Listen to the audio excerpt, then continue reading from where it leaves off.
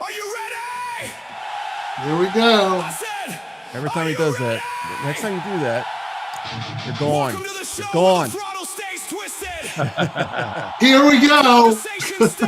Oh, you know what? Let me just mute him. And freedom still means something. There you go. He can't say nothing. Whoa. This He's muted. is Throttle Iron. Hell yeah. Hey, Connie, Yeah.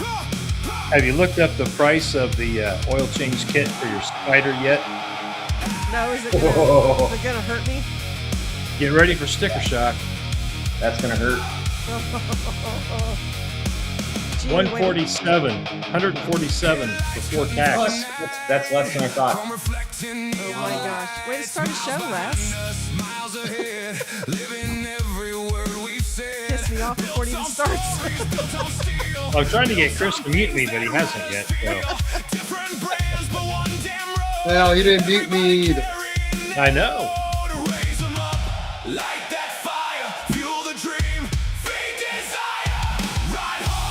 Isn't this last week's thing? Video? They don't change. It's the same. What the heck? It's the same song. I ain't gonna change the song every week. No, not the song. The view. Yeah. It's last. It's universal. Harley, it's a universal screen. Okay. It doesn't have nobody's name on there. It says subscribe. It says super chats. Become a member. It doesn't say anything about anybody else. Okay. I like to have them pistons. You see them pistons? Where the skull turns into the part of the That's pretty cool. All right. Hey, folks. How's it going tonight? Let's hear some, where's everybody from? Hey, you guys know what to do. Go to throttleiron.com live, /live, and go check out, because we're going to do some polls tonight, and we're going to do, maybe to spin the wheel. I haven't decided yet. Let's see how much time we got. We got lots to talk about. We'll see how it goes. Throttle Iron /live should take you straight there. I'll give you guys a, I don't know why it's got the old video on there, but yeah. I'll see that. Let's go! He's done. I'll fire him too. Anyway.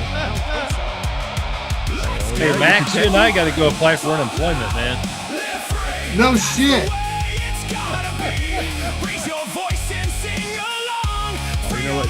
It's not on the right playlist. There we go. Got it. Show up in there in the live version. It should eventually. Anyway, go there, check it out. It's going to be starting here in a moment. Check it out. That's where the games are going to be. That's where the polls are. And where you're from. Tell you where you're from. We didn't do that last time, so that was my mistake. See you on the road. Nice. Yeah, Riding Fish is in the house. Yeah, there's fish. All right, here's the members. up? This Mike right here. is And too. Look Mike's at all up here. them lovely members are here on the channel here. Loving it. All right, so man, Tim Arnold, congratulations, 7 freaking months. Our in adventure, 7 freaking months. Mixed Boys getting close, man. He's at 6 months. Ball Cole's at 6. Gator Mike at 6. Riding Fish is at 6. Will's Divided 6. William Plays 6. Tony at 6. Kevin Tatum 6, and Donna at 6. And we got Donna in Iowa there twice. I apologize for that. She's so darn good. We had to put 2 spots on there for her. Love it. Joshua Pfeiffer 5. Mike Sampaio number 5. Doug Hampton number 5. Terry Cornett number 5. Who's ready to do the rest? Well, number 1, that's Terry Connet. Terry Cornett. Okay. No, Cornett, 5 years old. yeah. Okay, gotcha. All right. All right. Les, I think it's your turn. Go. It's your turn. All right, so 2 Rolling Stones, Bagger Legion, Tony G, Rumble and Growl, Rune Seeker Moto, Ed Bitey Snatcher Seidel. Ed and I are actually going to go to Maggie Valley Wheel Shoe Time here in a couple weeks. Fun fact. Kev Indian 116 RM, Wind Therapy Addict, Casey Joe R, Leyland Smith, The Bent Rim Podcast. Hey, guys.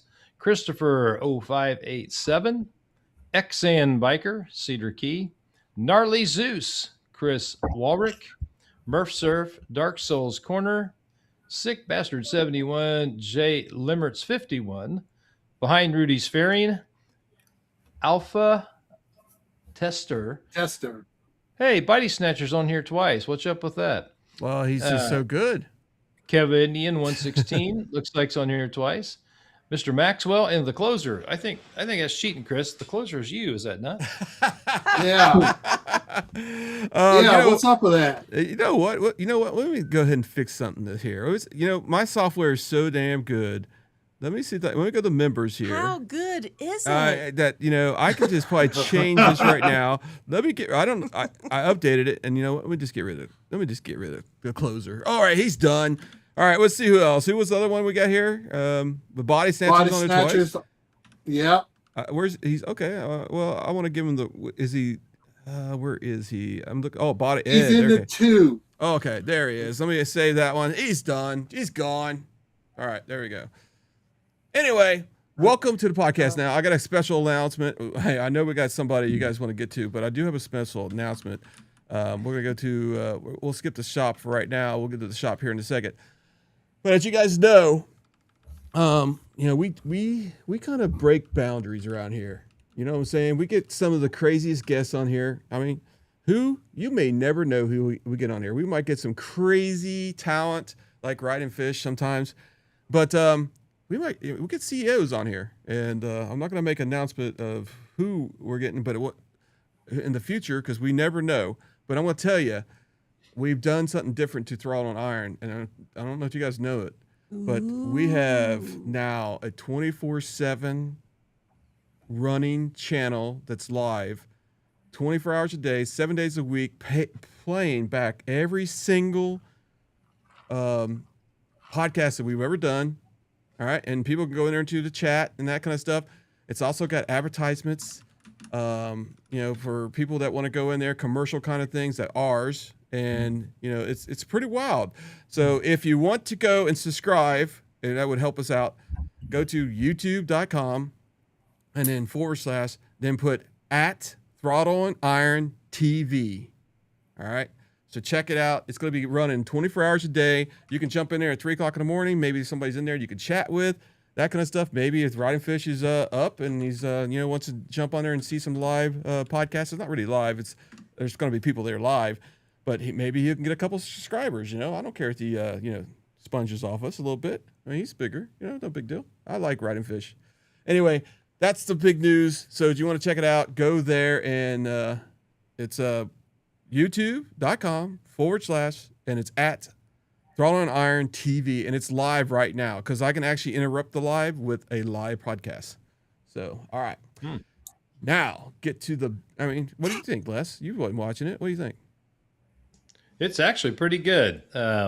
You just flip it on and let it rock and roll, and then it will just play continuously. It's pretty cool. Continuously. It's freaking wild, and it's random. It just picks our own shows. I put them in there, and it just randomly plays them, which is pretty cool.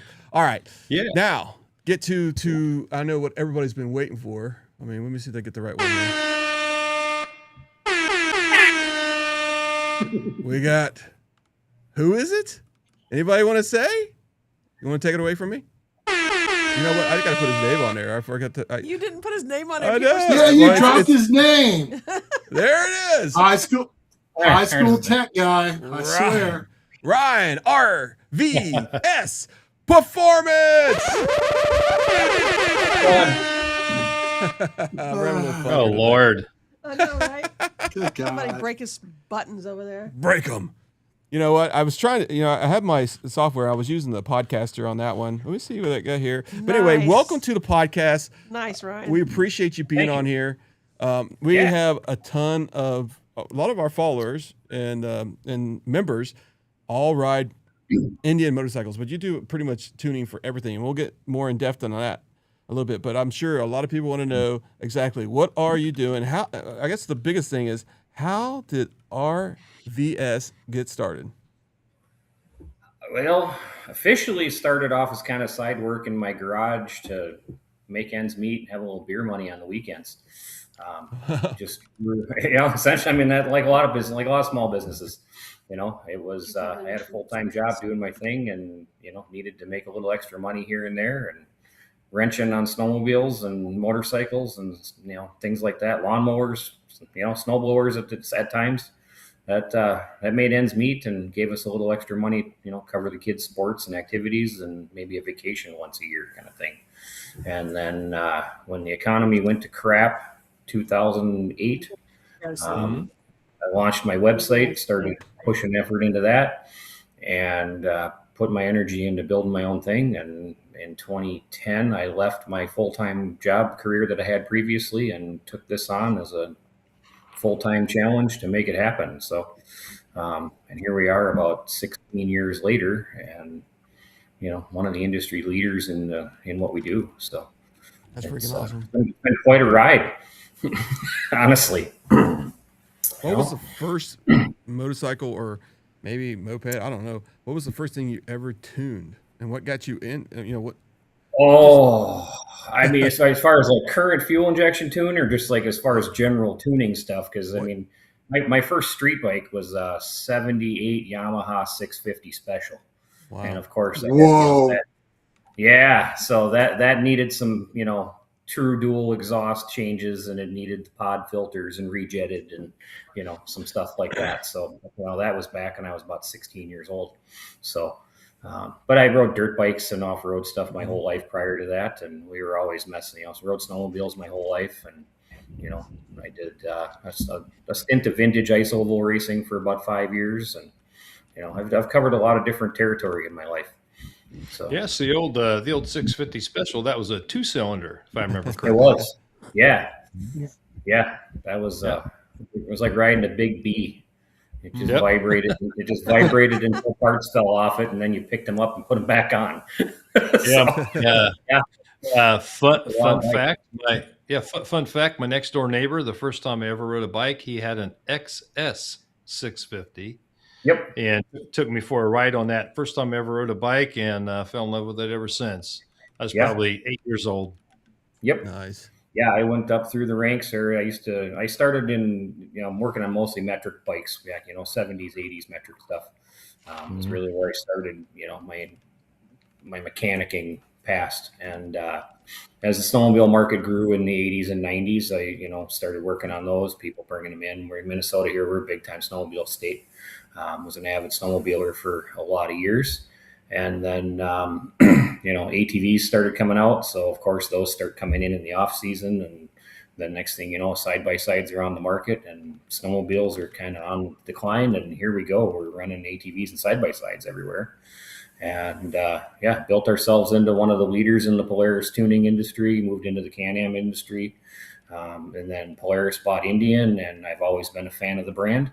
And loved the styling of the classic Indians and the history behind the brand. And it was just a natural move for us to take that under our wing and start doing what we do with the Indian world. And here we are, pushing the envelope in it every day and, pushing the technology and the capacity for these bikes all the time.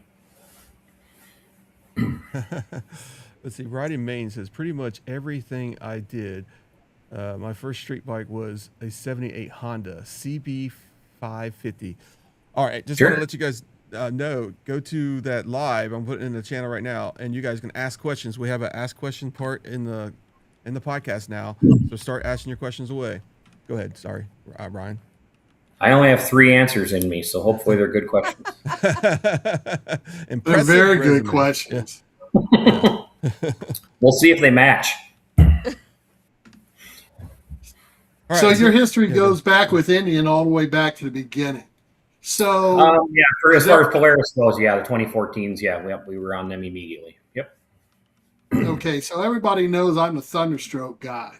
So Thunderstroke versus Power Plus, is there any difference, or one's easier than the other? As far as Or is it all tuning the goes, same? Yes. There's a lot of similarities. The Thunderstrokes are definitely easier to tune. They've got less complicated technology in them, and not as advanced. Plus, we don't have all the encryptions and things to fight that we're coming into nowadays. But yeah, there's pros and cons both ways. sometimes easier isn't always better either. So, and it's nice they have both types of bikes for every type of rider, and everybody has a preference. So, I'm still the old air cooled twin guy. I love those. I love the sound of the cams and the way they work and the way they run, and I just love those motors. So Right on. Thunderstroke saw forever. I saw my first Chieftain about a year before they were released. We actually had a good friend of mine was one of the engineers over at Indian, and he had a engineer bike out, for testing.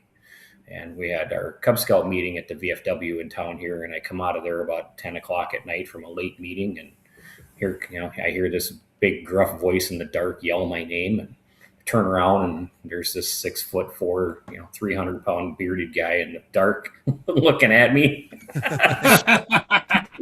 I'm a little scared, wondering who this is, and figured out who it was real quick. And I went over to talk to him, and he said, "Hey, did you see this new bike we're working on?" So I got my first glimpse of a new Chieftain about a year before they hit the industry, before they hit the street. And he let me take that thing for a quick test drive, and I put about 3 miles on it, came back and said, "I'm going to need one of these." And we talked price tags and options, and I said, "I don't know that I'm going to need one that bad. My Boulevard C90 might stick around a while yet." So, which it did for a couple of years, and then I found a good deal on a 14 Chieftain and jumped on that, and I've been on the Indian ride since now. So, So what's your favorite bike to tune? Honestly, I really love the FTR. Oh, yeah. That is, man,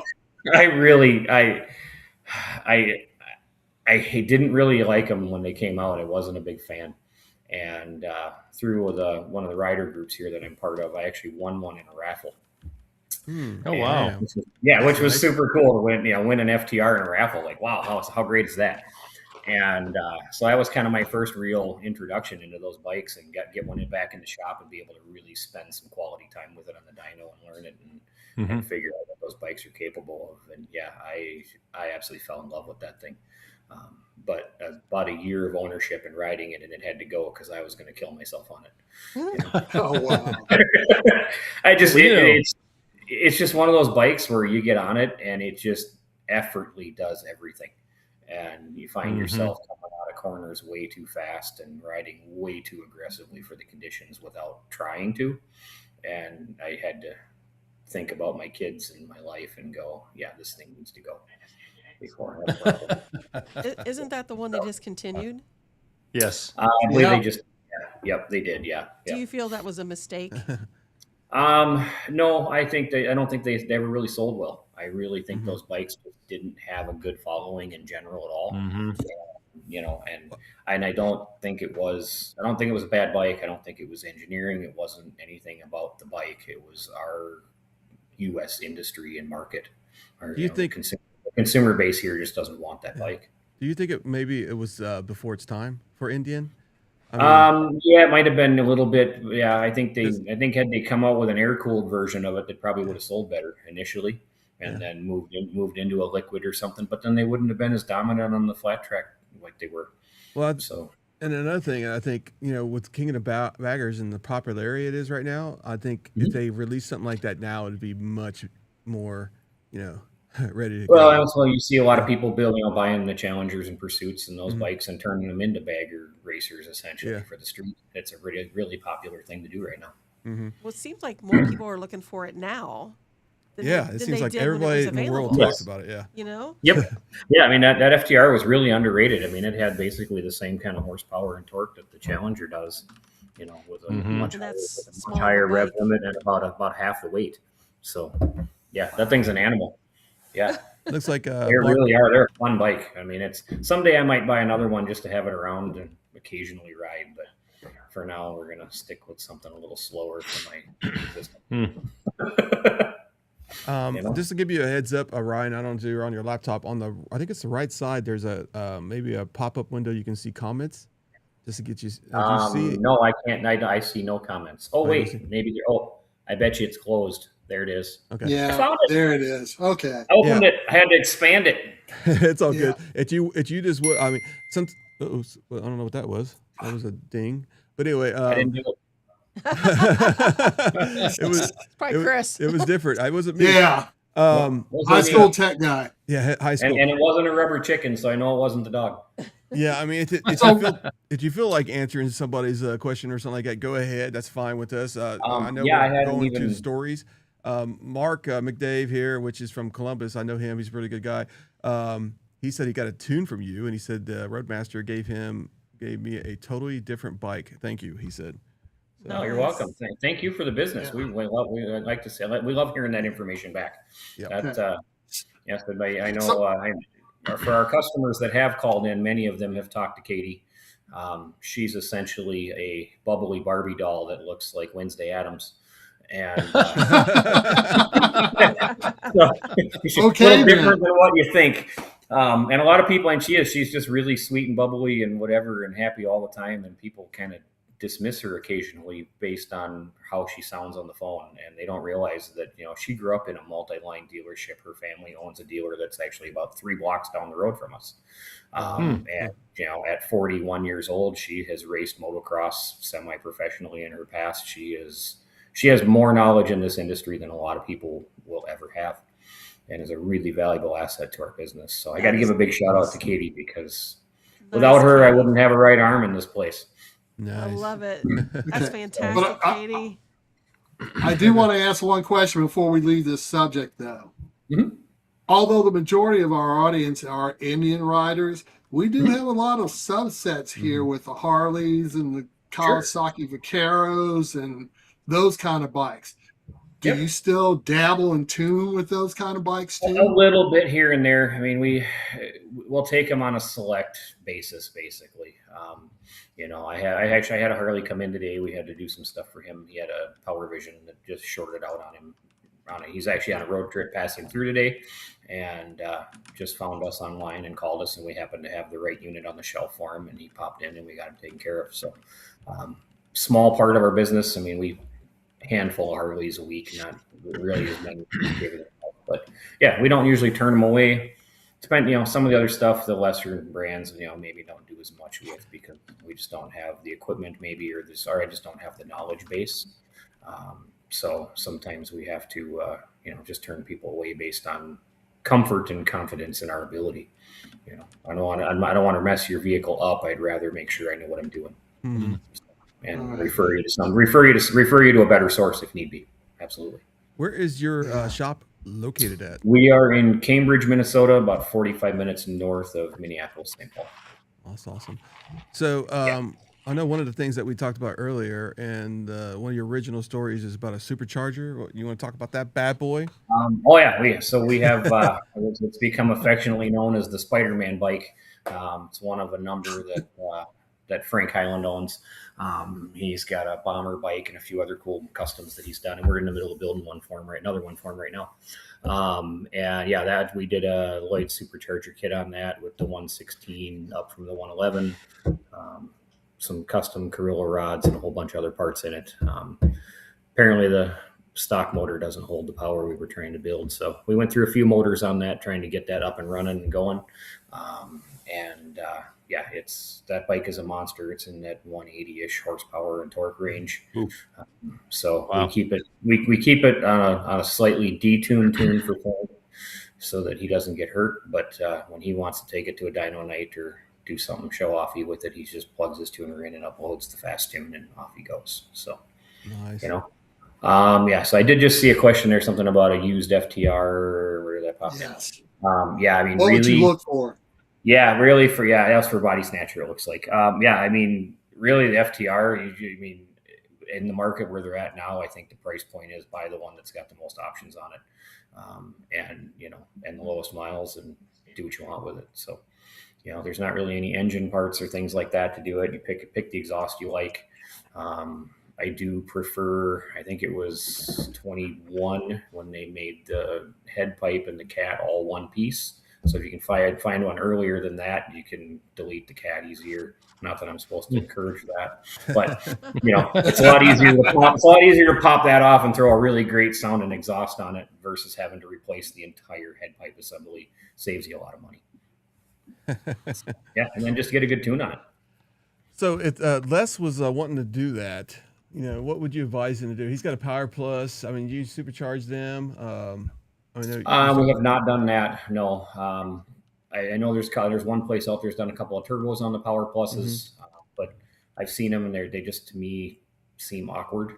This is not well located, and just it's hard to. So turbo It's would be better. It's a hard thing to manufacture and process on with the frame mounted intake and all that kind of stuff. It's difficult to make these bikes work with a turbocharger with any forced induction. So I don't know that that's going to be a popular option.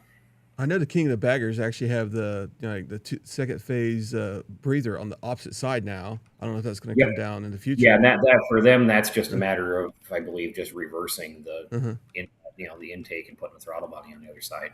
Just turning it around. So that's a relatively easy thing for them to accomplish because they're running all aftermarket everything. There's no factory ECU. There's no factory throttle bodies. None of that on those bikes. So, yeah, there isn't much on them that's a factory original part other than maybe the engine case. I think everything else on them is pretty much custom done just for those bikes. Yeah.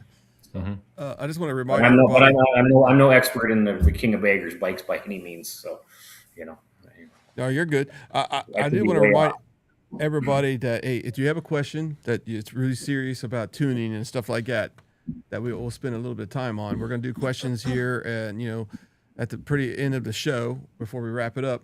I gave you guys the link right there. It is the link.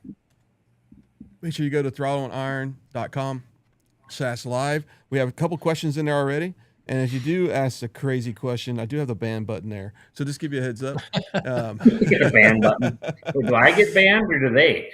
No, they get banned. It's actually been used a time or two. Yes, it has. It's been great. Competition to see who could get banned first. Yeah.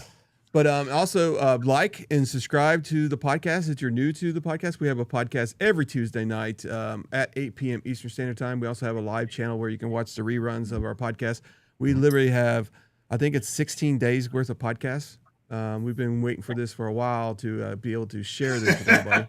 But yeah, it's freaking crazy. So anyway, let's get back to him. So I guess tuning. I know we talked a little bit of tuning, and I think I'm going to go in a little bit more in depth in the 101 of tuning. So if somebody wanted to get a tune, it's better to get some aftermarket exhaust, probably get rid of the cat delete, like you said, maybe get a second, what is it? The intake and breather. What else should they get before they come to you? Yes and no. Okay. So the thing that I'm going to kind of let a little cat out of the bag here. Okay. One of the big industry secrets that a lot of guys don't want to let you know because they want to sell you all the parts. Yeah. You go to the dealer, you spend $1,800 on a high flow intake and a set of slip-ons, and they flash it to stage one, and you leave, and you're like, oh my God, my bike has so much more power. 99% of that was in the tune. It was not in the parts that you bolted on that you spent $1,700 on. Nice. So these bikes are, if you haven't seen throttle maps and curves and the shapes of the ramps and that kind of stuff, all of these bikes are limited from the factory in throttle opening percentage and torque percentage and power delivery right out of the box. And you bolt on all the parts and they lift those limitations a small percentage. They increase the throttle rate so that when you twist the grip, it responds a little quicker. And your seat of the pants says, oh my God, I gained a bunch of power because I got all this money spent. Most of these bikes, you can tune them stock and get almost everything out of them that you're going to get without the intake and exhaust change. It doesn't make that much difference with those parts. So Ryan, that seat of the pants thing that you talked about there, it's called the assometer. Yes, the butt dyno. Yes, Butt dyno. Both ways. Yes, yeah. So your butt dyno thinks, "Oh my God, I gained 100 horsepower," and you didn't. But when you twist the throttle, the correlation from your wrist to your brain is faster, so you think it's quicker. So same thing with the drive modes on these newer bikes. The standard mode, you've got to turn the throttle all the way to 100% in order to get 100% throttle body. In sport mode, they take that same curve and they compress it to 45%. Yeah. So at about half throttle on the twist, the throttle body's wide open. So that's why it feels like you gained a whole bunch of horsepower and a bunch of performance. Really, it's just the throttle. It's just the throttle opening twice as fast or 10 times as fast, depending on where you're at. So, yep. Can you explain the difference in the two standards of tuning? I've seen videos on this, and I really don't understand it. And if I'm saying it wrong, please correct me. There's In the two differences between readings what? on every dyno chart. Two readings on Oh. every dyno chart, right? Well, most dyno shops, if they're being, pretty clear on what they're doing, they're going to bring a bike in, they're going to put it on the dyno before they make any changes, and they're going to do several pulls and get a baseline average. Most shops will probably grab the one with the lowest number of of 3 pulls so they can make the bigger number, of course, marketing. We try not to do that. We try to grab an average, take the middle one as much as we can. And then they'll do their work, retune the bike, and then they'll show you after changes so you can compare what changed between the two lines. And the bigger those gaps are, the more you gained in that area. So it is really critical when you're looking at dyno charts. Don't focus so much on the 2 numbers at the bottom, where you're gaining, because all that tells you is the peak number of maximum to maximum. You have to look at the lines and what changes, where it changes. If you can pick up 25 horsepower, but if from say 0 to 4,000 RPMs, you gain 1 or 2, and then it all gains up over 4,000 RPMs, that's not a real streetable function. How many of you guys are riding around at, close to the rev limit on your bike all day long? Nobody. So you got to look at where the power gains are and how they're done. And that's something that we focus really hard on with our tuning, is maximizing the big low end torque and power gains, down there, down where everybody drives, at 2,000-3,000 RPM range where you're spending most of your time. Okay, Yeah, maybe so, I didn't say that right. Are there 2 different maps in tuning when you run it on a dyno? Are there 2 different maps that do something? One's good and one's bad? The baseline number would be on whatever map was in the ECU when the bike showed up. So it could be a full 100% stock bike, all stock tuned, or it could have some bolt-ons and still be stock tuned, or have another company's tune in it, whatever it is that you're starting with. So you always want, ideally, to show your customer honest data. You want to have a baseline, and then you want to show them the after. So when you see a lot of these charts where you only see one set of lines, one line is horsepower, the other line's torque. And when you only see one pair of lines on there, that means that they either didn't get a baseline, or they don't want to show you the baseline, or whatever the case may be. Some of these things are, every dyno is different. They all, the more they get used, the more they wear in, the looser things get, the easier the numbers climb. Sometimes things are skewed off by percentages. There's things, like in our case, we're probably one of the only ones in the motorcycle industry that have a dual drum dyno, because we do so many ATVs and side-by-sides as well. That additional drum is 1,500 pounds to get rolling. So when you put a motorcycle on there, on somebody else's single drum dyno, they've got a 1,000, 1,200 pound roller to turn. We've got 2,200 pounds worth of roller to turn. Well, you don't accelerate that weight as quickly, and your horsepower torque stuff is all basically distance over time. And so if we can't spin that weight as quickly, our numbers show up lower. So when you look at comparisons, a lot of times our numbers are going to appear lower baseline, lower finish line, but the differences between them are what matter. So it's not so much that you have the big giant bragging number at the end. It's what's it do on the street? Where's that power land? And how usable is that power? That's what really counts. Yeah, so Roland Throttle's in the comments, and he's asking. By the way, I was hanging out with Roland Throttle here a couple weeks ago at Bob in the Mountains. Yeah, you went to the dark side. Bluefield, West Virginia, and Drew, you got to get the dates for next year so we can reserve some time. But he's asking, are you actually getting to wide open throttle or max throttle position? Are you actually getting there at the throttle body? On an all stock bike, in some cases, no. The factory sometimes limits them to 70-80% throttle opening in an all stock form. So, and in some cases, even in the off-road industry, we see limitations as much as 40 or 45% throttle opening at full throttle request. Oh, wow. Yeah. So sometimes that's a way that a manufacturer can build multiple units at different cubic inches or different horsepower levels and use the same power plant and drivetrain to sell three different vehicles at three different platform levels. Sure. So sure. You can have a 400, 600, and 800 cc ATV. It's all the same motor. They just shut the throttle down, call it a 400, and it makes 30 horsepower. And then the 600 makes 50, and the 800 makes 80 because they just open the throttle up more. Wow. And So change calibration. so they're being deceptive a little bit, huh? Oh, absolutely. But in our industry, that makes good money because we can encourage customers to go buy that cheaper machine because the price tag changes exponentially with the horsepower as well. Mhm. So you don't walk in and buy an 80 horsepower side ATV versus a 30 horsepower one for the same price. Sure. But you can buy the smaller one, and for $400 or $500, maybe $1,000, depending on the application, you could pick up sometimes as much as 30 or 40 horsepower on some of these vehicles with nothing more than flashing the ECU. So if Ryan disappears after this podcast, we'll know that the OEMs got to him. No, I'm not going anywhere. I can tell you that. So, I don't think anybody from Canada is going to come get me. The Can-Am guys are doing a really good job at that the last few years. Their new Outlander line over there, the 850s and 1000s, are the identical vehicle in every platform. Yeah, wow. And every part on them, they're the same exact vehicle, but being those are CVT clutch driven, they put heavier clutch weights in the 850 to keep the RPMs down, and they close the throttle down at like 50-60% instead of 80. Wow. So Wow. So it's the same vehicle, but one of them makes 20 more horsepower because they just calibrate it slightly different. So wow. Yeah. Well, So that's been a big seller for us, is tuning those, and the cost between the two is about $3,000 buying the two different Ouch. vehicles. Yeah.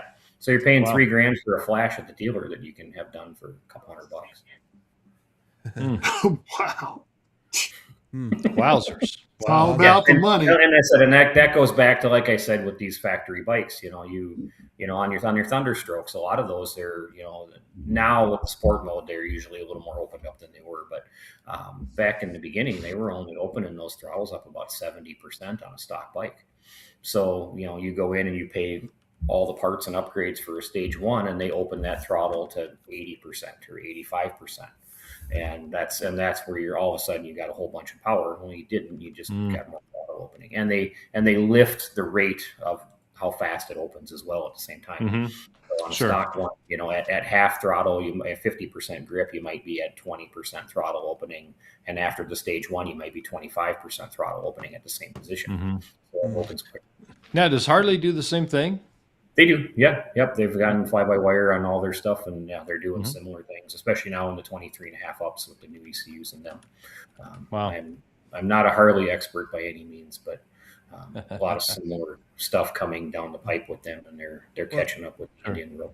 I think you mentioned it a little bit. I know a lot of people here probably do have side-by-sides and all kinds of all-terrain vehicles and stuff like that. So you're not just Indian, right? You do a lot of things. No, we started into the tuning industry in the Polaris market. That was the Polaris Ranger was our target that we went with because we were finding some questionable performance things with those compared to some of the Razor market, and having same engines, same transmissions, massively different horsepower and performance levels between them.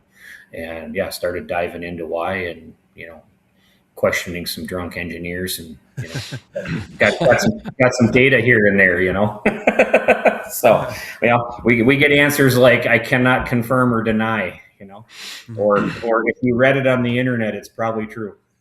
Yeah. So there's hey, ways, how we learn some things. So I see Rolling Throttle in the comments said I went to the dark side for a couple of days. So Drew, you'll be happy to know I actually looked at a Rogue Glide Ultra over the weekend. So she said no go. So but I was in the Harley shop on Saturday, taking a real deep dive at looking at them. You better tell everybody what you looked at again. For some reason, I had to turn Ecamm AI off. They actually muted you for some reason. A 2026 Road Glide Oh, it's Ultra. me again. What the hell? Oh my No, I'm God. kidding. I'm kidding. No, you know what? I mean, the way the world is right now. I mean, it's competition, man. And I think every bike needs new owners. You know, and we gotta get more people riding. That's one of the reasons why we do this podcast is get people interested in it. So, but yeah, I know my daughter boyfriend. They have a bunch of side by sides and they're Polaris. And you also Polaris has a competitor too, right? That you do. We do a lot with Can-Am as well, BRP out of Canada. Yep. Yeah. So, we do a lot of it. And they've got basically two identical platforms of matching units. Yeah. Down the line for My them. wife has a Can-Am. You want my spider? Yeah, I was thinking maybe We get her. we have done some spider tuning as well, so that is something we can. What's the Yep, best? I absolutely. mean, I know you said the exhaust sucks, but have you ever had a spider in there that you did a good tune on that actually had pretty good exhaust? I don't think I've seen one that's not stock. Honestly, we don't see very many of them in here. The sound is And- horrible, dude. I mean, every time. Yeah, good. Yeah, they don't sound like they would sound good with an exhaust from everything. Yeah, I've they heard, probably you know. don't. I'll They tell you don't the truth. sound- But They're everybody's similar. I think the few of them that I've seen, I think they have the same three cylinder inline engines that some of the side by sides are running. So yeah, and there are some great sounding exhausts in the side by side industry there for them, but I don't know that you could adapt one over to a spider, right? I'd have to- We'd have Interesting. But to do some everybody's research. But everybody screams about Akrapovich that's supposed to be the best exhaust for a spider. Yeah, they make a great exhaust, and it sounds really good. I mean, in general, and everything I've ever heard one on, they sound really, really good. Mhm. Yeah, yep, for sure. Yeah, But they somebody's in also there. cost an arm and a leg. Well, I will agree with you 1,000%. All of these exhaust systems cost 5 times what they should in this industry and all these industries. You know, I mean, it's, you know, I can go buy a full catback exhaust system for my Mustang for about $600, and for the same money, I get a little stainless muffler that goes on an ATV. You know, it's ridiculous what they charge for them. And part of it is just volume of sales. They're not making as many parts and pieces, but some of it I believe is just industry greed in general. You know, it's, you know, we try to keep everything as affordable as we can and manageable for our customer base as possible. But you know, some of these companies are just atrocious in what they charge for things. You know. Chris, you do have some comments in here. Yeah, go ahead. What you got? Did you see at Riders Shipmate? It says, "Hey Ryan, Dan with the Daytona Speedway Pursuit." And he's got, "Thanks for troubleshooting my knock sensor code. The tune is boss." Oh, yeah. Yeah. Oh, yeah. Yeah, he did. Yeah, he had. Yeah, I remember dealing with Dan. We dealt with him for a few weeks over that. He had a random knock sensor and had some issues going, and yeah, we took care of him. Well, Yeah. you're going to like this next comment then. He said, I noticed I get to triple digits much sooner, but I'm looking forward to, to Daytona Speedway and getting above the dotted line. 120 miles per hour will get me there, Right. but 130 will keep me there with confidence. Well, do it safely and responsibly, please. We don't want to hear. Yeah. I don't want to hear that they had to pick you up off the wall. Well, he's Well, got until Let's qualify that professional rider on a closed course in Mexico. In Mexico. yes, Right. yes. he does have I don't care if he's an amateur rider in Mexico. That's fine. Just don't get hurt. he's got cams and clutch. Question Perfect. mark. Yeah. Cams and clutch. Oh, cams and clutch. So cams, you have to watch what you're buying in cam world. Again, that reverts back to when I said don't look at the two big numbers, because that doesn't tell the whole story. You can put the wildest, craziest cams in a bike you want, and you can make great big numbers. But do those numbers work where you ride that bike and how you ride that bike Yeah. in your use? Yeah. You know, if you are, again, we go back to, you know, some of these, like, you know, these race cams and things that are out there marketed as race cams and higher end cams. Yeah, you can make 40 horsepower up at 7,000 RPMs over stock, but you might also lose 10 or 15 horsepower under 4,000 RPMs from where you were. Are you willing to sacrifice that and the drivability that comes with that on the street in order to have a 2,000 RPM power band up at the top end and have to spend your time there. You know, in fact, I have a bike in the shop right now that was done. I think it was between Lloyd's and Lawless and a couple other places they built. It's a fairly well-known bike that a local customer here owns now. And he's got some run quality issues and stuff with it. And going through his system with him today, he was telling me that, well, yeah, at 50 miles an hour in sixth gear, this thing's bucking and jerking and missing and running like crap. Well, I think he's got the 550 Lloyd's cams in it or something. And I said, well, you can't ride this bike at 50 miles an hour in sixth gear. You just can't. It won't run there. You know, you need to be in fourth gear doing that. And keep it over 3,000. And it's a newer Chief, so it's a Thunderstroke. But yeah, he still needs to keep that bike over 3,000 RPMs all the time, or it's just not going to be happy. And he's coming off of a long time victory in Harley rider, where you're typically not running those motors over 3,500, 4,000 RPMs in most conditions. And now when he gets on this one, he has to relearn to keep it over 3,500 all the time.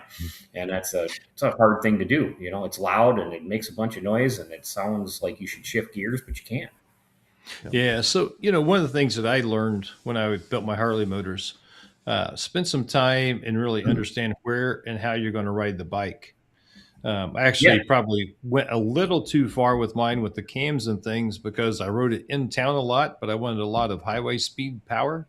Yep. So around town, the thing just wasn't very friendly. It was lurchy, it would jerk, and things like that. Once you got it up to 2,800 or 3,000, man, the thing was great. It was in its element. It was making power and just like crazy. But same thing, you could not lug the engine at all. It just was not friendly to that. So, one and thing, as long as you go into your build knowing that and you're aware of what the drivability is going to be like, then that's great. And that's one of the things I try to educate my customers on when they do call and ask for advice of, hey, I want bingo, that other thing, and it's like, okay, well, what do you do? How do you ride? Where are you going? Are you a touring rider that does 20,000 miles a year across the country? You don't want 530s, 540 cams in your Challenger. Absolutely not. You're going to hate that bike everywhere you go. Stock cams are fantastic for that. The Stage 2 cams give you a nice little bump across the board everywhere if you want to spend $3,500 to put them in and get a couple get a couple extra horsepower. It's just, in my opinion, most of the time that's not worth the money for the customer. Yeah. One of the things I kind of figured out along that journey, when I was doing that was, a good parts supplier or a good tuner or builder will spend a little bit of time with you and try to understand how you're going to ride the bike and make recommendations. Hey, this is the cam profile I'd recommend. This is a lift or duration I would recommend based on your riding style. So a lot of people look at the numbers and go, I want the numbers. That's all that they look at. But they don't look at how the motor performs and what RPM range and those kinds of things. So a good tuner or a good builder is going to talk to you, understand what your needs are really, and then really and make some good recommendations as to what would fit your riding style well. Yep, and I've made that mistake over the years, learned the hard way building cars all my life. I've done plenty of big race cams and high stall converters, thinking I want all these big numbers and all this horsepower, and then I get in my car to head to the car show, and I can't, and it's just miserable to drive the thing. It just sucks everywhere you go. It's fun when you get it opened up and actually get in the RPM band where it works, but the streetability just sacrifices. So, and that's one of my big focuses in everything that we do, especially with our tuning, is drivability, streetability, run quality, reliability. Those are our core of what we're after when we're tuning. And we want to maximize the performance out of your bike, but we also want safety. We want you to get on that thing, be able to ride it as consistently and as reliability as if it was all stock with the factory tuning in it. We want it to be more reliable ultimately. So, and if that means we give up a horsepower or two, well, so be it. That's part of the system. Yes, Kevin, I want the Stage 2 cams too in everything. Want the whole. I want the BTR Stage 2 cams from my CTSV in a Challenger, so that the thing shakes the house and rattles everything at idle. But making those cams and making it work in a bike would never happen.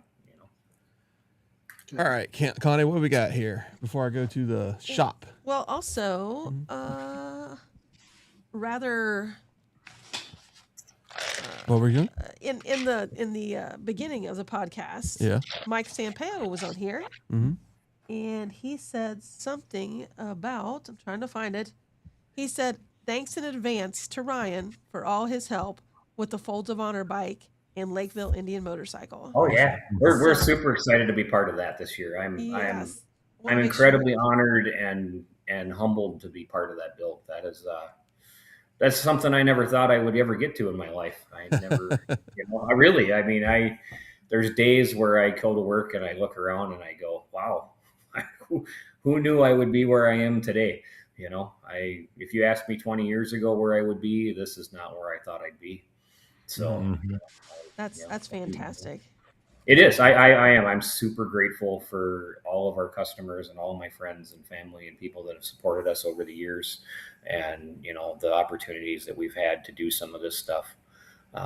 It's an unbelievable honor in some cases to be able to do this, and and we have the best customers in the world all the time. I very rarely do I ever get somebody call and yell and complain, and it almost never happens. Because we make sure our people are trained and educated and on top of their game, and we have people there to answer the phone and not just email only and things like that. There's important stuff with our service base that we do, and that helps build our reputation, and it's built us into something that like I said, I never expected to be. So I'm really happy where I'm at. All right. And hoping I can do this longer. I love what I do every day. I look forward to coming in to work and doing what I do. And Nice. That's you awesome. sound like you enjoy what you do. Yeah. So that's I do. what's I important. absolutely. That's- I know Les is already on his making trip plans there already. He's going to get There you go. he's going to Right? get a tune from everybody. We love visitors. That's always good. Yeah. Chris, Indian Fanboy, has a question What? too when you get to those. Okay. I'll get to that one here in a second. Guys, if you guys want to check out, if you go to throttleiron.com and go to /live, I know there's some people seeing the old podcast on there, but go ahead and post your questions in there. Let me see how many questions we got right now. We got 1, 2, 3, 4, 5. Art night's going to be easy tonight. So Wheels Divided is going to complain we're not closer to Florida. I Yeah, wish. that's funny. Yeah. Well, Wheels, the good news is we have about 100 remote tuning locations around the country. Nice. All of them are Indian focused and Indian based. That's a small portion of it, but we do have places that are off-road places that do have the equipment that could tune your Indian there as well if we wanted Sure. to. So you may not have to come all the way to us to get the work done if you don't want to. Yeah. So, But we do a lot of remote tuning. We have tuning devices we ship out, and we can flash your stuff directly. All of those tuners give us the ability to data log, data monitor, run diagnostics remotely. We can simply email you updated tunes or just upload them to your cloud account directly in minutes. So that's one of the perks and one of the advantages we have that none of the other guys do really, is we have these tuning tools and equipment that they Sure. offer. There's actually a very good question in the comments, and I don't know if it's in the question list or not, but I want to make sure we ask this. Is it difficult to tune an ECU that's already been tuned by a different group? No. Nope. We just plug in right over the top of it. Yep. It's just, It's really that simple. It's no different than when you go to the dealer and they plug in with digital wrench and they restore your ECU back to stock and your tune disappears. We're just putting a different file right into it, or we just write right over the top of it. So Gotcha. Okay, so that leads me to my question. You're going to get compared to the Lloyd's. That's who's everybody's heard of. That Sure. tunes Indians, and then there's Mad Monkey and a few other people out there. And now you're hearing that Dean Speed's doing tunes. I mean, what's the difference? Is there a difference? I mean, there's definitely differences. The bulk, I would say, for the most part, core of what we're all doing is very similar. I mean, the common stuff of, moving speed limiters and rev limiters, and, that's just changing numbers in a box to be where you want them to be. That's simple stuff. The knowledge base within the ECU and the tables and, how everything work and how all the things integrate with each other. That is where the differences come in, for most of the guys that are in this industry doing Indians, we've been doing this 10 years longer than any of them. So, it's, and not just in the Indian market, we cover a broad spectrum of applications, which gives us a much more broad education on different applications, because it's these same ECUs and the same technology are not just in these bikes. They're in the automotive industry across the board. They're in, this MG1 ECU that everybody talks about in the Challengers and the encrypted one and whatever. Excuse me. They've been in BMW and Mercedes and Audi and all sorts of European cars for 15 years. So it's not new tech. It's just new to this industry, Gotcha. Right. So, yeah. All right. So overall, we're all giving you a very similar product. It's just, I gotcha. it's more to me. To me, it comes down more to, the customer support. If you have an issue, can you get a hold of somebody? Can you get that problem? Can you get that problem resolved quickly and efficiently and cost effectively? And that matters more at the end of the day than 1 or 2 horsepower at the wheel. Yeah, because we have a friend that just got a 116 bore on a Power Plus, engine, and I know he's been looking around, trying to find a good tuner because he's having a miss. I guess I don't know what's exactly happening to it, but misfire is pretty common on them. Yep. Yeah. So he's trying to get that narrowed down and that kind of stuff. So I'm going to recommend him your shop. He's right here in Indiana, so we'll see if he can get up there. We can take care of that easy. Yeah, gotcha. Yep. Misfires are a common thing on them. There's a number of mechanical factors that can trigger it. Throttle body synchronization. People change exhausts so they don't get their pipes tightened up properly. They have air leaks in the system. But there's also an inherent setting level within that misfire detection system for EPA emission standards that is sometimes excessively sensitive. So, have you found that the CAN bus on the new 2025s and up is got a freaking crazy error rate or anything? It's a nightmare. CAN bus is a nightmare in general. I want to go back to take this technology off, get all the crap off these bikes, and let's go back to just some basic fuel injection that worked really simple. And I don't have, a giant touch screen in front of my face that makes my entire bike operate. Give me mechanical buttons. Same thing in my cars. Get the crap out. I want mechanical switches, mechanical buttons. I want a dial for my temperature and my fan, for my heat. I don't want to have to sit and push a push button up and down 900 times to change a temperature setting in my car. It's just, it's all too distracting. It's unsafe, and it's just more technology to break. What are we going to do 20 years from now when, look at, kind of probably jumping ahead a little bit on some things here, but with Indian transferring most of the ownership over to this new group, they're going to start, dwindling their support and parts and service for the 14 to 25 bikes. Well, and there's already some 14, 15, 16s that parts are disappearing off the shelf for. And, what happens when everything's a touchscreen and everything's a computer and that technology is all proprietary and nobody can get their hands on it? Who's going to go reverse engineer that? And who's going to build those replacement parts in the aftermarket? It gets to be, you're seeing it in the automotive world over the last 20 years too. Same thing. Yeah. Well, the 111s are gone, and everybody knows that probably the Thunderstroke engine is probably not too far behind. That's my opinion. Yeah, the air-cooled engines are going to die off. I'm pretty sure this year. I think will be the last of those. You're not going to see them carrying on much farther. Yeah. So especially with new ownership and having to maintain upgraded EPA standards, they're not going to want to Yes. spend it. They're not going to want to invest in maintaining that on models going forward. It just won't sell. Yeah, and it's not economical to make two engines. It's just not. So Not No. not There with you such a go. small company like Or 6 different engines. yeah. yeah, Yeah, they did. that's Yeah. true. You know, there's a Mhm. lot of things. There's a lot of stuff that kind of overlaps there. You know, between the FTR, the Scout, and the Challenger, all three of those engines kind of overlap each other in a lot of ways. Yeah. But said our distinctly vehicles are- different power level and power bands in them. But as far as design and stuff goes, they probably could, if they really wanted to, they could probably take that same engine or all three engines combined into one and get multitudes of levels. You know, like we were talking earlier, they could build one engine and have it perform 3 different ways if they wanted to. Mm-hmm. We're gonna get to dino stories here in a second, so hopefully you got some good ones. We're gonna put you on the on the hot seat here in a second, so you can give. I don't know if I get 10 minutes of dino stories, but Yeah, we'll pass that through.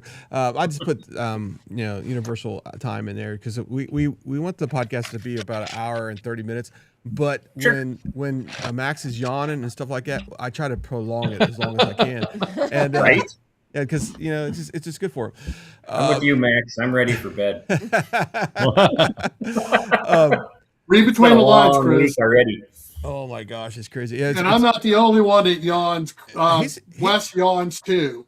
Max is retired and he stays up to like 8 o'clock in the morning and then goes to sleep. And then he kind of wakes up around 3 o'clock and the first place he goes is get coffee. And then he goes to Indian dealership and just dreams about Okay. Power Plus motorcycles. No, And then no, I when he don't care comes, about Power Plus. And number one, I'm a tea drinker, not a coffee drinker. So there you go. That's your first. I got it mistake. completely Well, that's wrong. part of the problem right there. Good Lord. My tea is more caffeine in it than coffee. I drink Morning Buffalo. Hey, Connie, So did, It there don't you go. matter. did you see Yeah, anything on there? guys. Or I see So- all kinds of things on here. oh yeah, what do you got? Yeah, Hopefully I'm write sure stuff you down. do. Oh yeah. A Vic- Oh, there you go. Yeah, I see a comment here for Power Plus and the Chief frame. I Mhm. could see them doing. I don't know that motor would fit in that frame. yeah, At least do not it. in current configuration. They probably have to retool it. But I bet you the Scout motor bolts right in it. Pretty easy. Oh, it looks like George is on here. Awesome.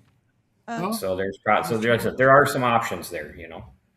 Three So- Rivers Harley. That's George's dealership. He's actually a dealership here in Pennsylvania. Great guy. He's been helping me get some guests. It's been awesome.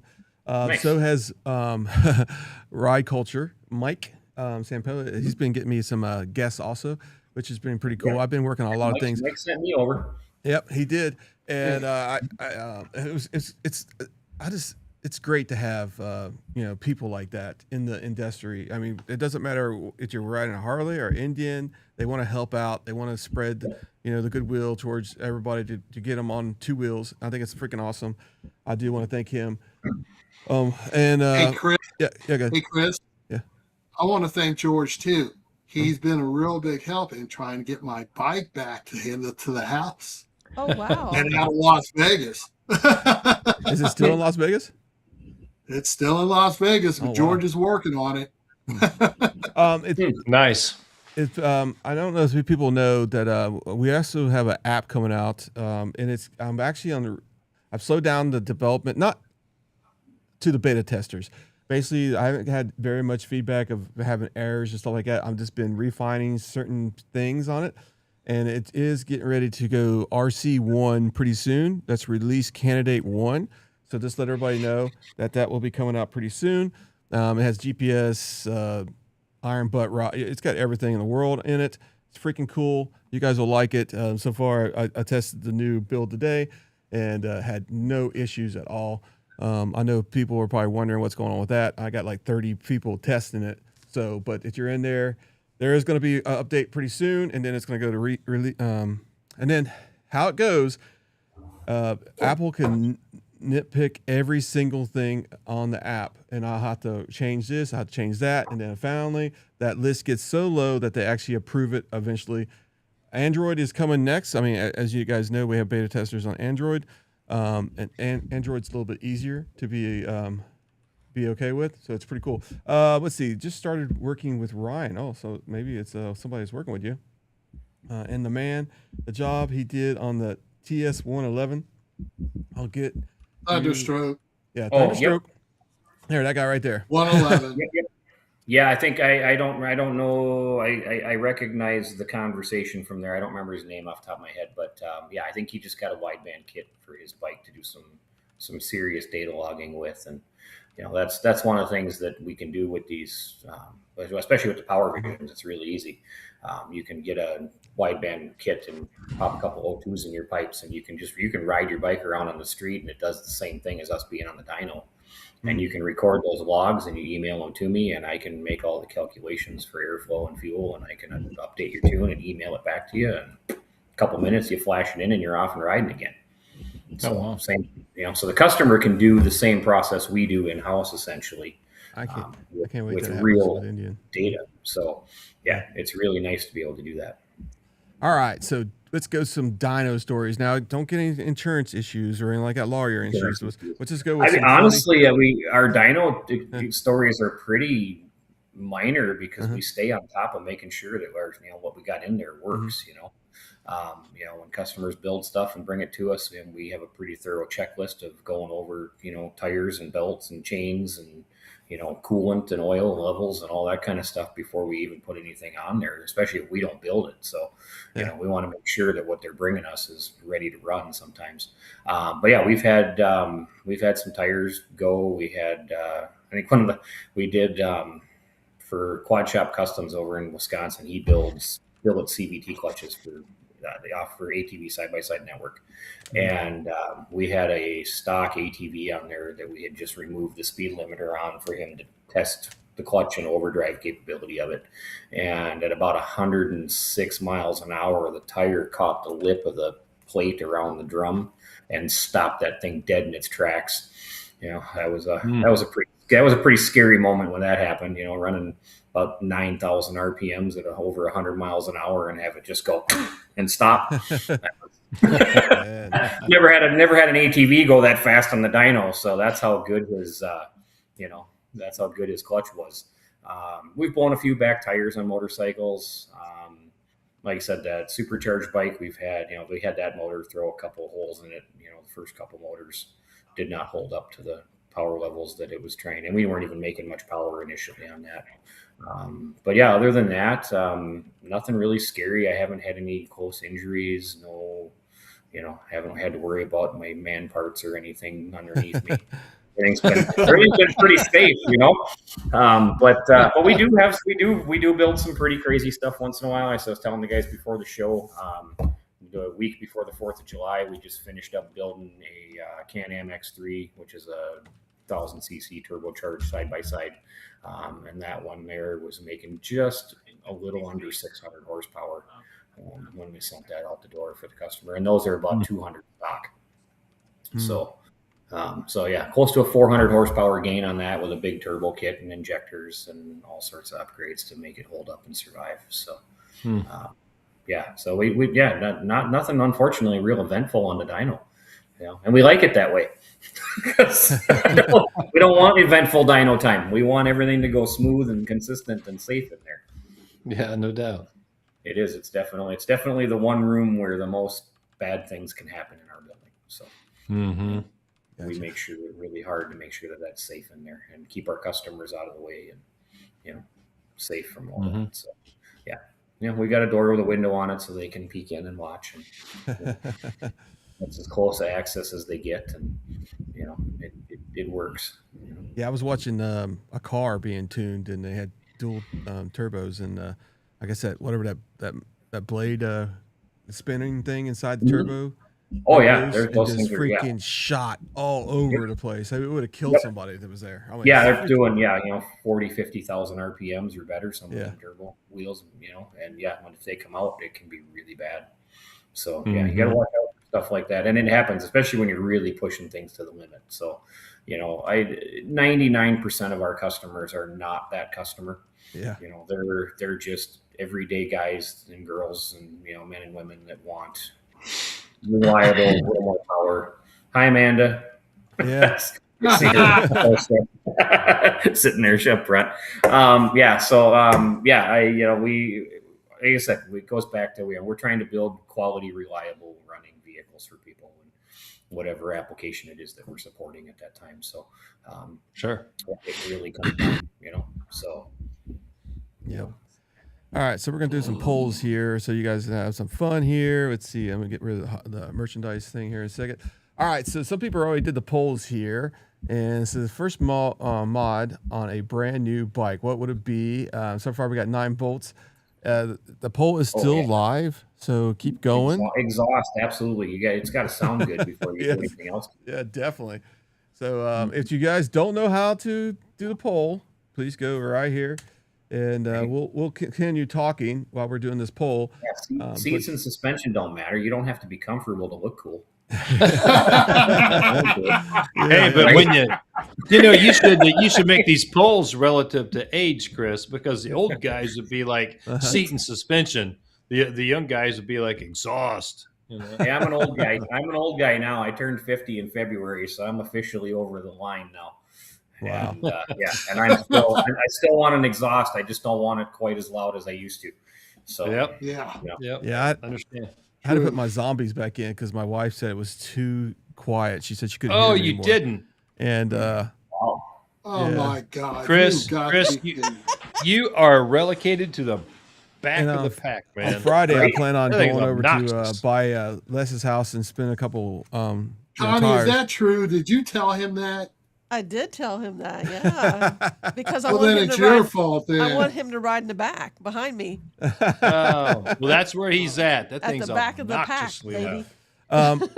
I guess that's one of the God. things. Even though you had hearing protection on, what is the loudest bike that you've ever heard on a dyno? That's got to be loud, right? Besides Chris's. I mean, it's like Man, I mean, there's been bunches of them that just have these little 2-to-1 short, turnout that's 6 inches long with a hard 90 on it. I mean, that's about as obnoxious as it gets. We've had some Harleys that just have straight, 1.5 pipes coming off the head, right straight down at the ground.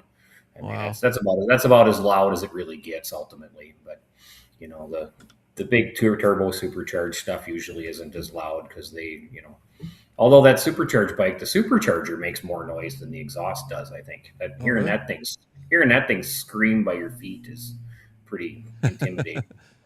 all right. So Well, it looks like exhaust is winning. I mean, I guess everybody. I think exhaust would be a no-brainer, right? So Yep. I mean, who that's a thought? gimme. Who thought of this freaking? I'm going to close that one up. I'm going to go to the next one. Yeah. If you guys want to go to the polls, make sure you go to Throttle Iron. Let me go just put the link in there so you guys can have it. Yeah, go By ahead. the way, Mr. Ryan, I'm 68, so I got you beat. I'm thinking about it. I'm thinking about exhaust and a seat. There you go. And that's fine. But trust me, I'm thinking about a seat too. That's definitely high on my list already. Yeah, I don't think I've had a bike since about probably 2005 that I haven't at least had the seat modified a little bit in some way. All right, So, new poll is Fortunately, I got a buddy that does upholstery work, and I can just ride over to his house and we can have There you go. a couple of drinks and tear my seat apart and tweak it usually. Kevin Indian 116 said he's 65 years old here, and I'll tell you right now, he's freaking fast. What I heard, he's like a speed demon. He's got thus the padded underwear. Right? Well, padded is better than loaded. So. Yeah, 100% agree. All right, so we got the new poll up, so go ahead and then start putting the votes in, guys. We got only 4 polls tonight, so keep going, put it out. All right. Right. So I guess that's another thing. I'm not trying to put age on anybody, but what is the?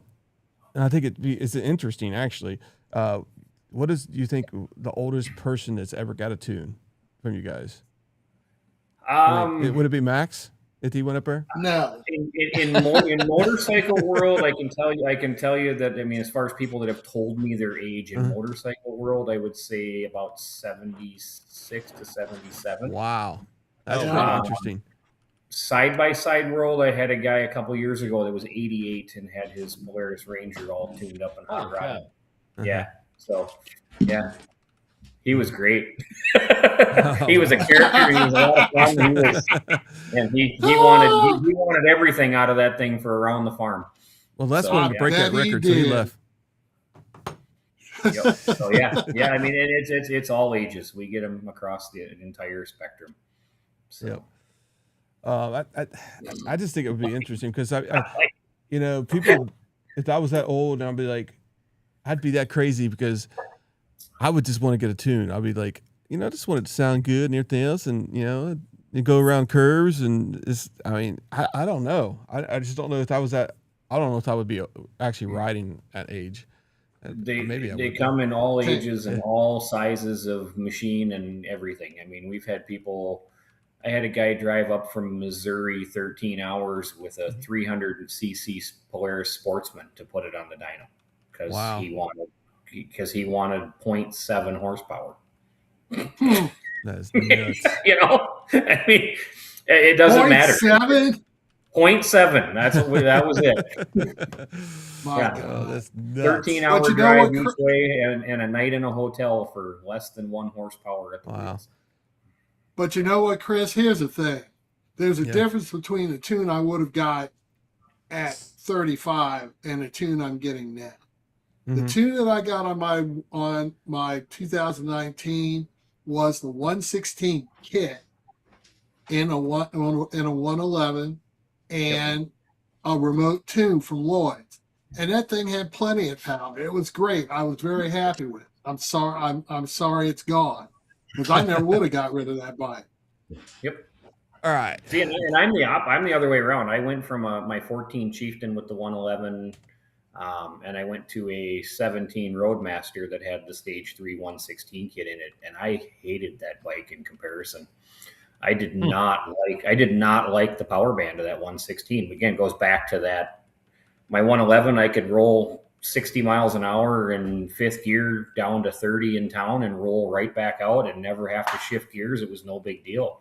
That 116, I had to downshift 3rd gear to go through town at 30 miles an hour, or it was bucking and jerking and it hated life. And, it just, backs up you got to make sure you build the bike for the way you ride. And, I did not like that one at all. As soon as I built that thing and got it out on the road, I was like, this was a mistake. So.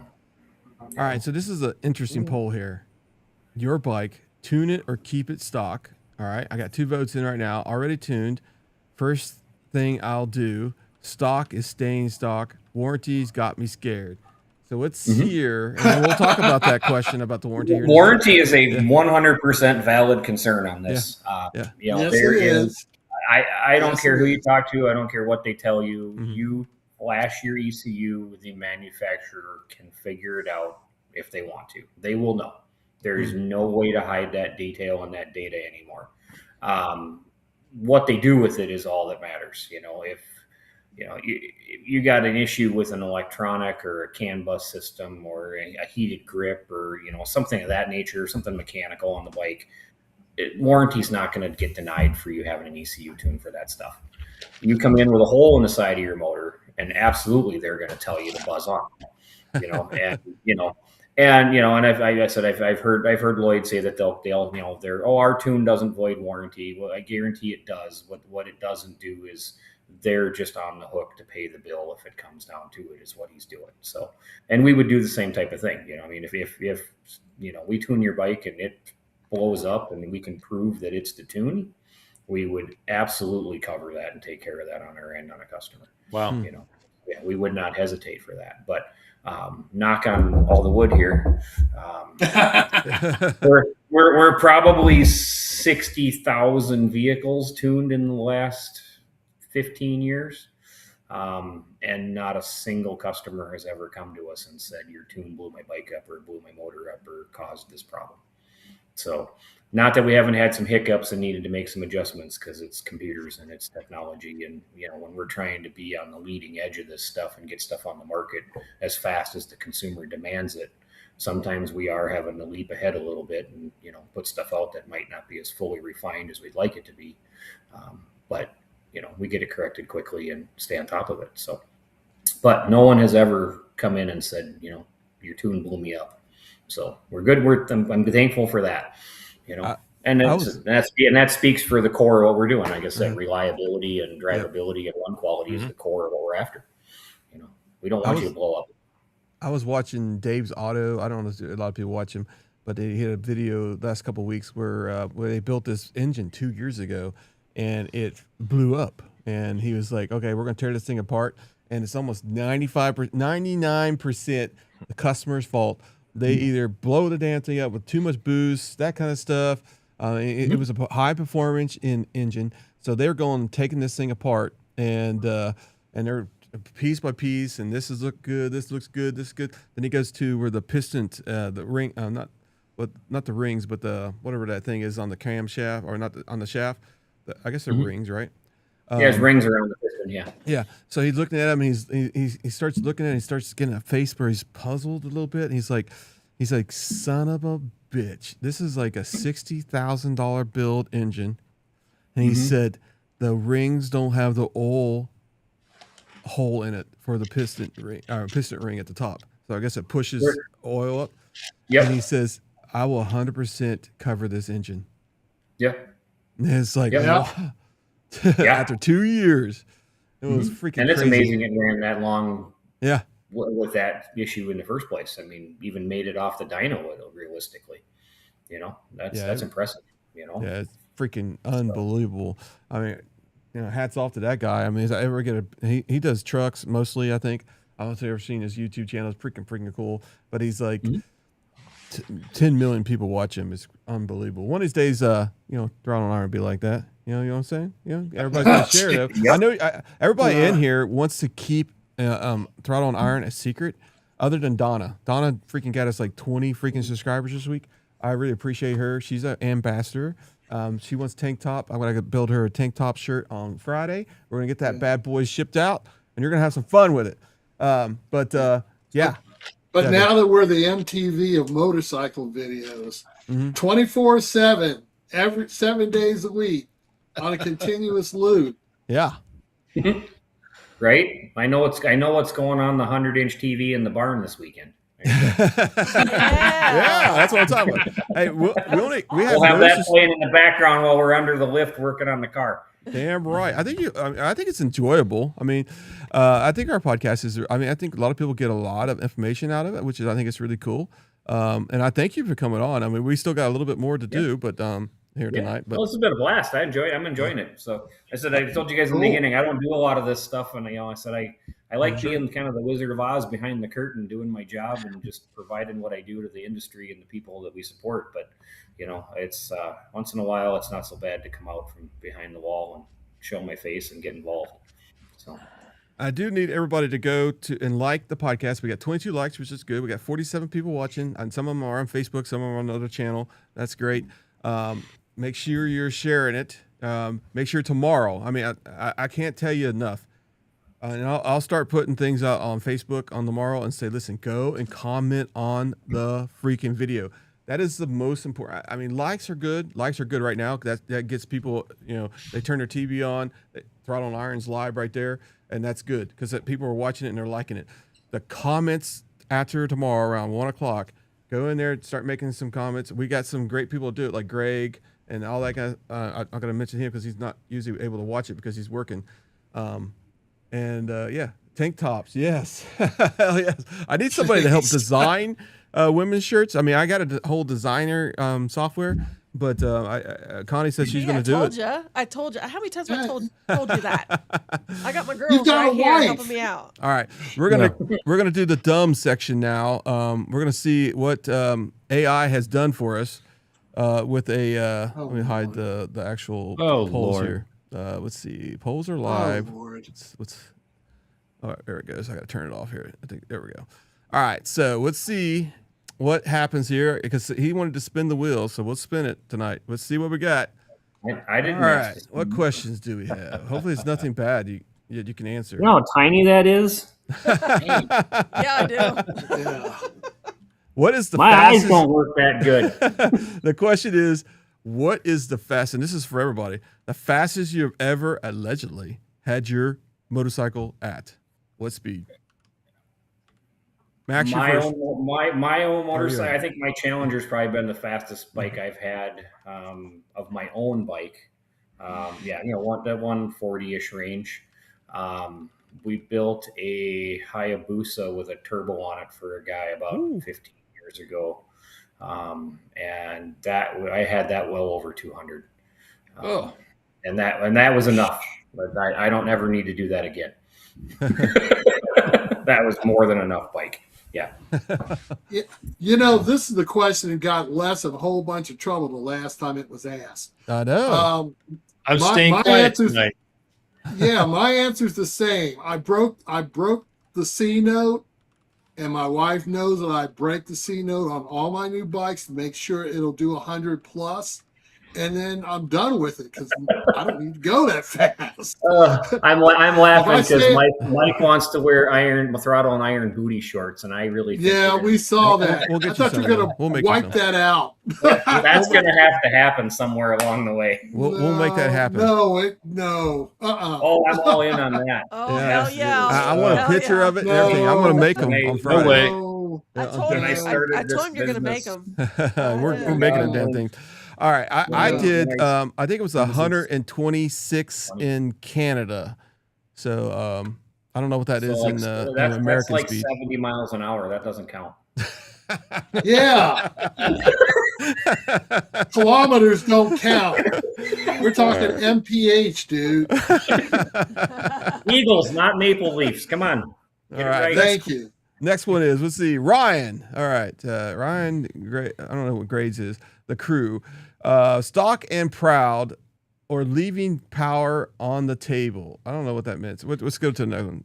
I messed that one up. Let's go. Yes, you did. Oh, I got to go back. What? Spin the I wheels over with. understood We're it. done. I mean, Freaking wheel broke. There's Oh, here we nothing go. wrong Here we with go. running the bike stock and enjoying it and being happy with it where it is. Most people are happy with their bikes in stock form, and that's absolutely Yes. great. 100%. Lame. Oh. All right. I'm Most about being horsepower. out, get out there and ride. Don't worry about the rest of it. Yeah, exactly. What is the most horsepower you ever seen out of a bagger? That supercharged one that Chief we got there at that 180s. Yeah, that's 180. that's the highest thing I've seen in my building. Sweet.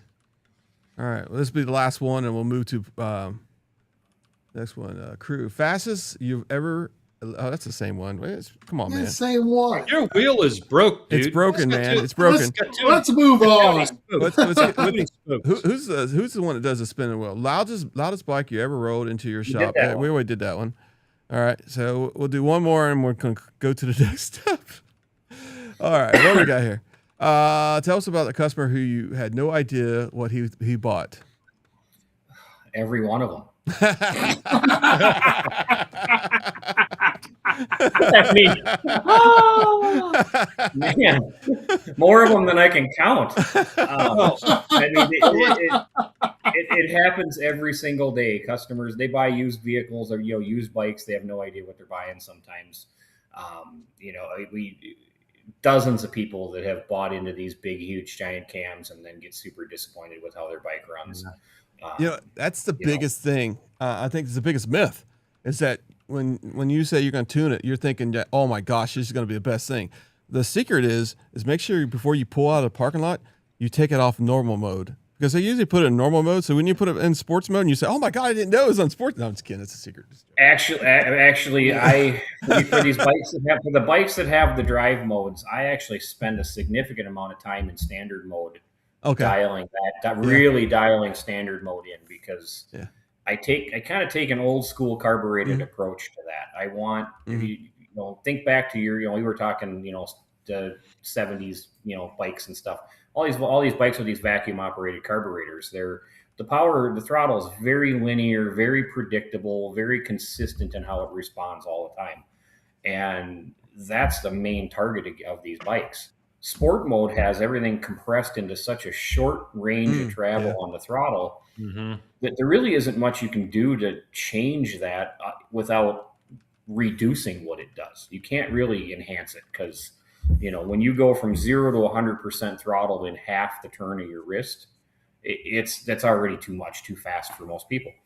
And it's not real drivable. Where if you can take that same type of response and spread it across the whole twist of the whole grip, but give you that low end mid range snap that you're looking for when you need it, that's really a big thing that I spend a lot of time on. So most of my customers, once they're done tuning their bikes, they never use sport mode, because the bike runs better in standard mode and more consistent and more predictable and Yeah. they roll into a parking lot and they can still putter around with their wife on the back and not be, riding the clutch the whole time and not be jerking around because the throttle's so sensitive. And know. I have to admit, that's one of the craziest things, okay, about when I got my bike tuned. And I'm glad you mentioned that, because I probably will put mine in standard. Because I was, the other day, I was riding and I turned onto a road, and I was like, I want to really gun this thing. Not gun it, but I mean, I'm going around the corner and there's some not motorcycles there, but a couple cars. And I just barely touched the throttle before I even said I wanted to do it, Yep. And the whole back end of my bike just was spinning. And I was like, holy smokes. I said, that was kind of freaky, And it's just because the throttle is so, I mean, you just barely touch it, it's going to go, Yeah, and that's because mode. like in sport mode, even you said there's, like we were talking the charts. You got throttle percentage 0 to 100 on one side, and then you got 0 to 100 in correlation for the butterfly. So in sport mode, at like 10% of the twist of the grip, you're at like 25% throttle opening. So you're actually inversed in your response at that point. And the throttle is opening faster than your hand is turning. And versus in standard mode at 10% of the grip, you might only be at 6% throttle body opening. So that's where these people also come in with, the throttle has lag and it feels lazy and it doesn't respond. And it's, because you're changing modes all the time, and all three modes work so distinctly different that your brain can't adapt to all of them at the same time. Yeah. So like I said, that's part of why I stick with the standard mode and spend a lot of the time mapping that, so that it becomes very intuitive and predictable all the time.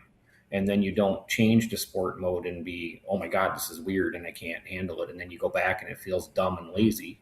Well, of course it is, because it's, it takes half the twist to get half the throttle instead of half the twist to get all the throttle.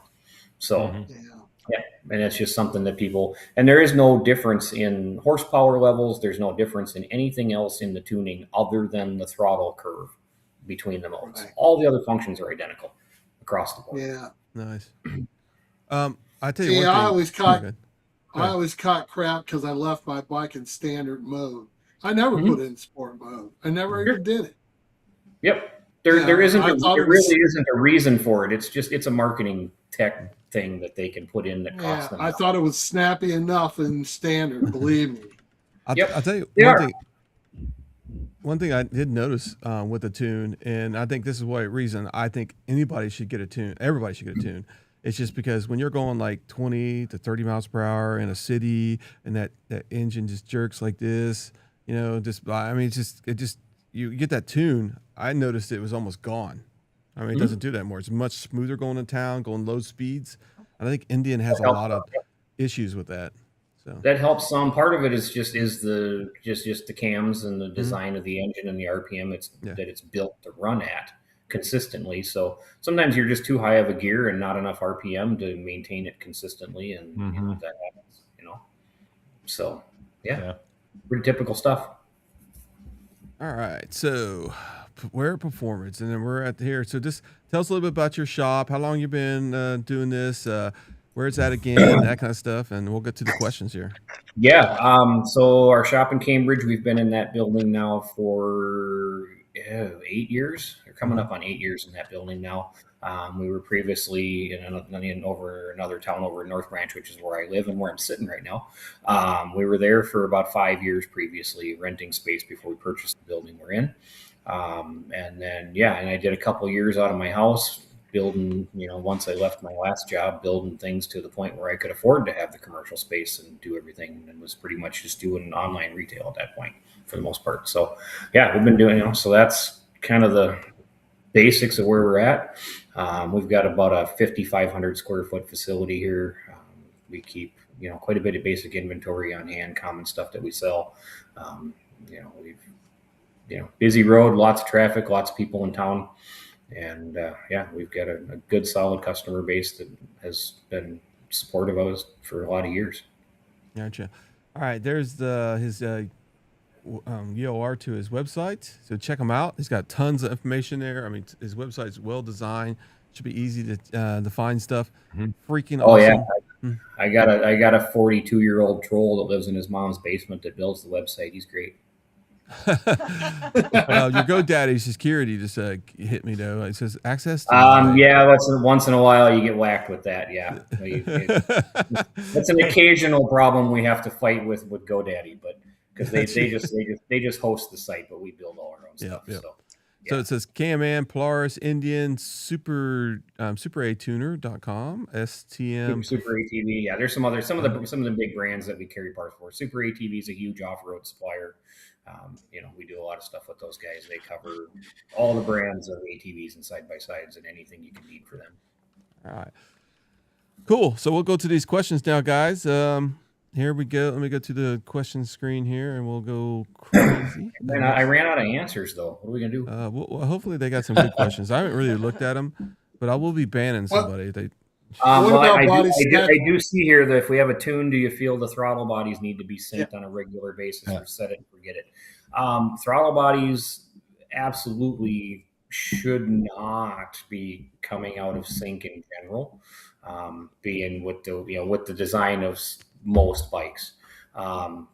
Way back in the day, carbureted stuff, things were a little more sloppy and a little more room to move around and whatever. But certainly something that should be checked on an occasional basis, even on new bikes, because parts wear and tear and things move, and sometimes vibrations happen and things turn. And yeah, it is certainly something I would suggest having checked maybe at a 20, 30,000 mile interval. Nice. Yeah. Maybe when you do your fork seals, have them check that too. Oh yeah, that's a good point right there. Forks. Mm-hmm. All right. So the first question is, Ryan, are you currently training a predecessor to take over so you can sit back and watch?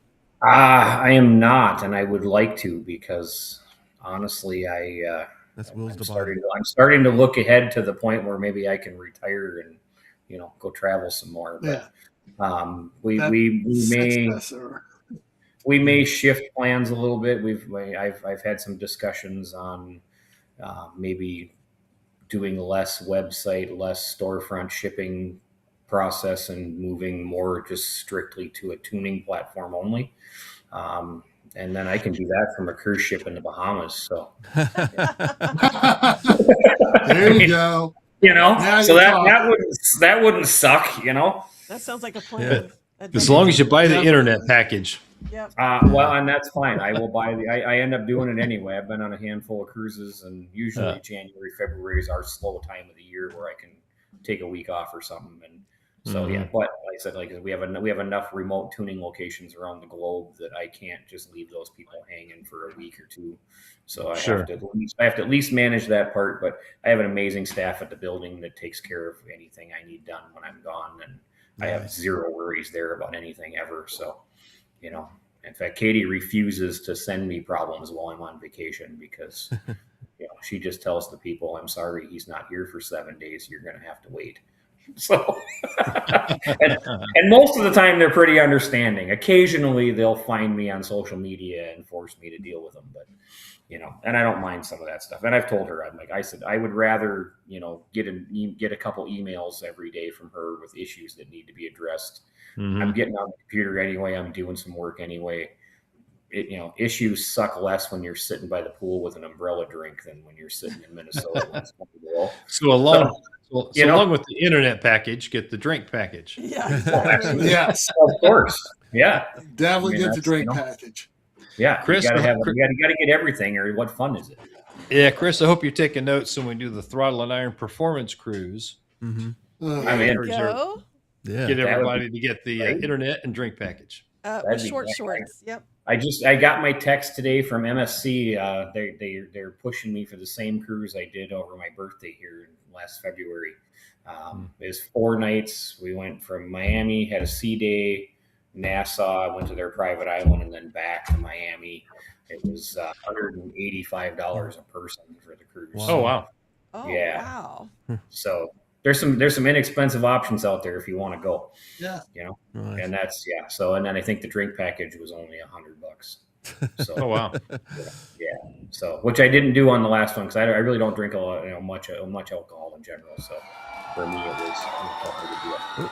Those dividers are 6 months. Oh, cool! Congratulations. Ooh. Nice. Wheels divided. All right. The next question is what this is from Rolling Throttle. What's the max RPM you can get out of a Scout 101? I'd have to double check my numbers on that, but I think that motor's safe to like 94, 9,500. It'll run up there. Let me see what this one is. I don't remember seeing. I still This- have one from Fanboy, but I don't know if you addressed, Oh, go ahead. What's fanboys? I don't know if you addressed it or not. Oh, go ahead. What is it? Yeah, Scouts are probably the least number bikes we tune, so that one's not as fresh in my brain. Yeah. I'd have to go look. Are you on good? that. What was that, Connie? Indian Fanboy asks the following question. Yeah. Is it possible to tune out 100% of that low speed throttle lag? I mean, I guess it depends on how you look at it. I mean, it's the lag is the correlation of throttle grip twist to throttle body opening. So yes, you could set it up to open on like a 1-to-1 ratio, Would but you want it? it would be just suck to drive it that way. Yeah. Okay, because he's comparing it to his African twin Twin. Sure. Yep. twin motorcycle. Yeah. Yeah, and again, that's part of going back to where I spend a lot of time in standard mode to make the throttle feel very carbureted and linear and you know just anticipated to work the way your brain thinks it should. So when you start rolling on the throttle, the response happens the way that you anticipate it happening and not the way they program it from the factory. So, but they do, part of the reason they have that, what people call lag at the low end, is for low speed maneuverability. So you don't have the sport mode thing when you're trying to maneuver around a parking lot, because it's difficult. It's difficult to move at low speeds without riding your clutch constantly and riding the brake and trying to maneuver your bike around. Where if you have a little bit of lazy in the throttle down there in that first 5 or 10%, you can maneuver differently that way. 100%. Yeah, I got you. Thank you. Yeah, good Yeah. good answer. Good question. Thank you. And that's another reason too that we have the tuning devices we do too, because like I build tunes the way I build tunes, and that's what we send you.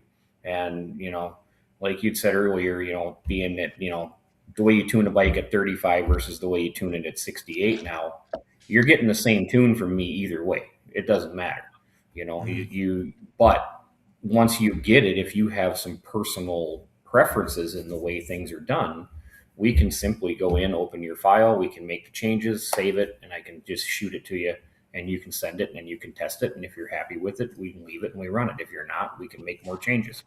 So, and we don't currently charge anything extra for that, for that support and, over the lifetime of the bike. So, yeah. So if your dealer flashes over your ECU, we don't charge anything to restore it, put the tune back in it. If it's a half the mailing type ECU, we just ask that you cover the shipping costs both ways. But we're not doing that, $100, $200, $300. Oh, the dealer screwed you up. Sorry, pay us more money to fix it. It's the hard work's done already, and we've been paid for that. The time it takes for me to plug your ECU in, open your file, and hit the right button is seconds. Ultimately at the end of the day, couple minutes per couple minutes. 2 hours. Yeah. It takes hours the first time around sometimes. But, I got you. once your tune is all built and matched to your ECU and everything else is ready to go, I mean, for the most part, it's literally put it on my bench, click a harness on it, open your file, hit right, and it goes beep, and it's done. Nice. So, yeah, I mean, some of them take 30 seconds, some of them take 5 minutes, but it just depends on the type of ECU it is and the technology. So it's really a quick process. And if it's 5 minutes, I just turn the other way and I'm doing an email or I'm doing something else productive while it's happening. So, it's not like I have to keep pushing the button every 1 second to keep it operating, So we're set up for efficiency. That's awesome. All right. Yeah. So this question is from Wind Therapy Addict. One of the things I like about keeping my bike OEM is that it runs great and never produces any error codes. Is it possible to get the tune that maintains that reliability while still performing as intended without triggering error codes? I don't think mine's ever had error codes since I got mine tuned. That is 100% our number one priority in our tuning. Yep. Right there is no codes, no errors, better than OEM run quality and reliability. That's absolutely 100% what we're after initially. Yeah, the power gains come behind that by default. Let's see.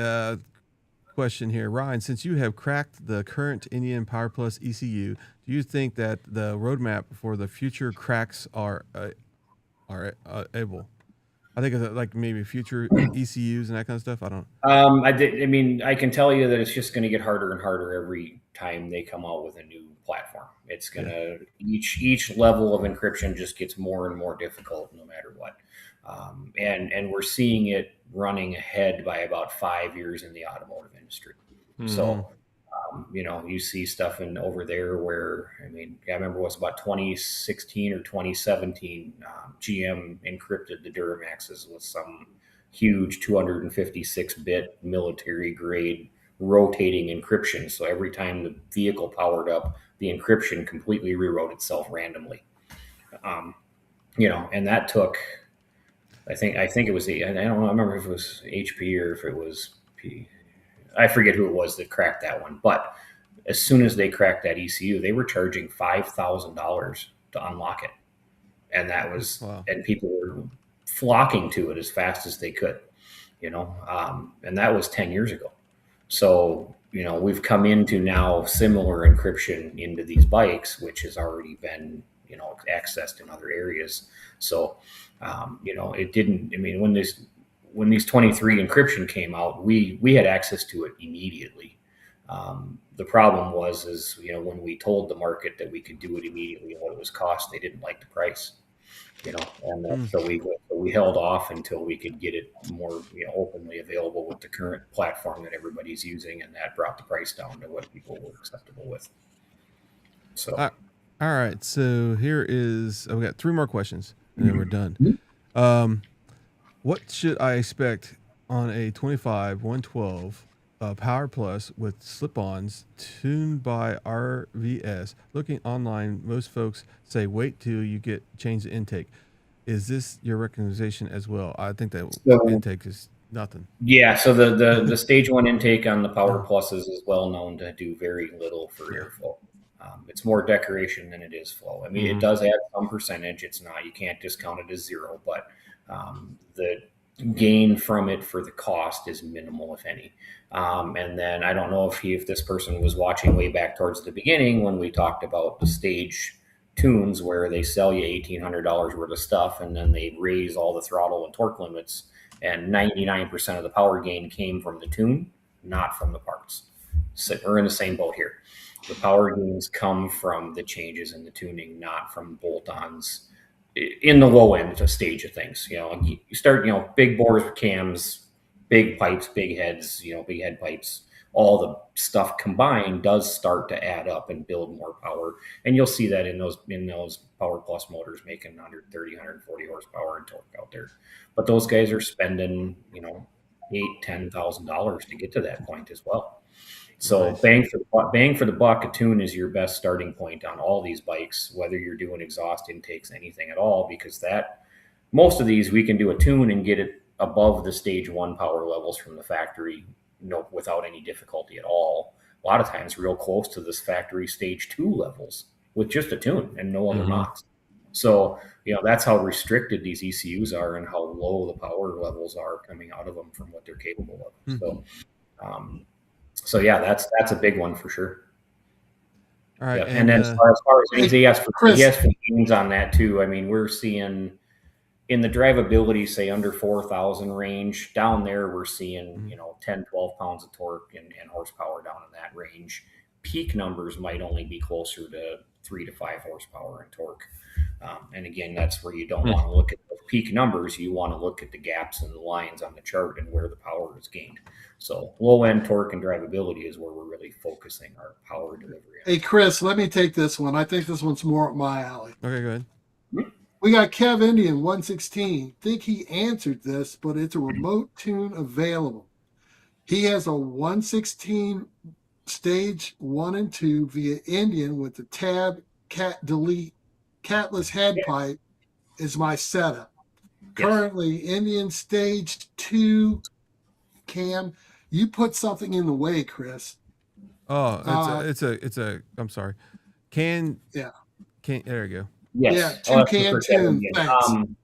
Okay, so depending on the year of that 116 and what it's in, if it's in like the 21 up, the new body Chiefs, those have MG1 ECUs. Those have to come in for us to unlock them for a tuner to talk to them. And then, but that's a quick, easy thing. We can do that right in house. Takes 5 minutes.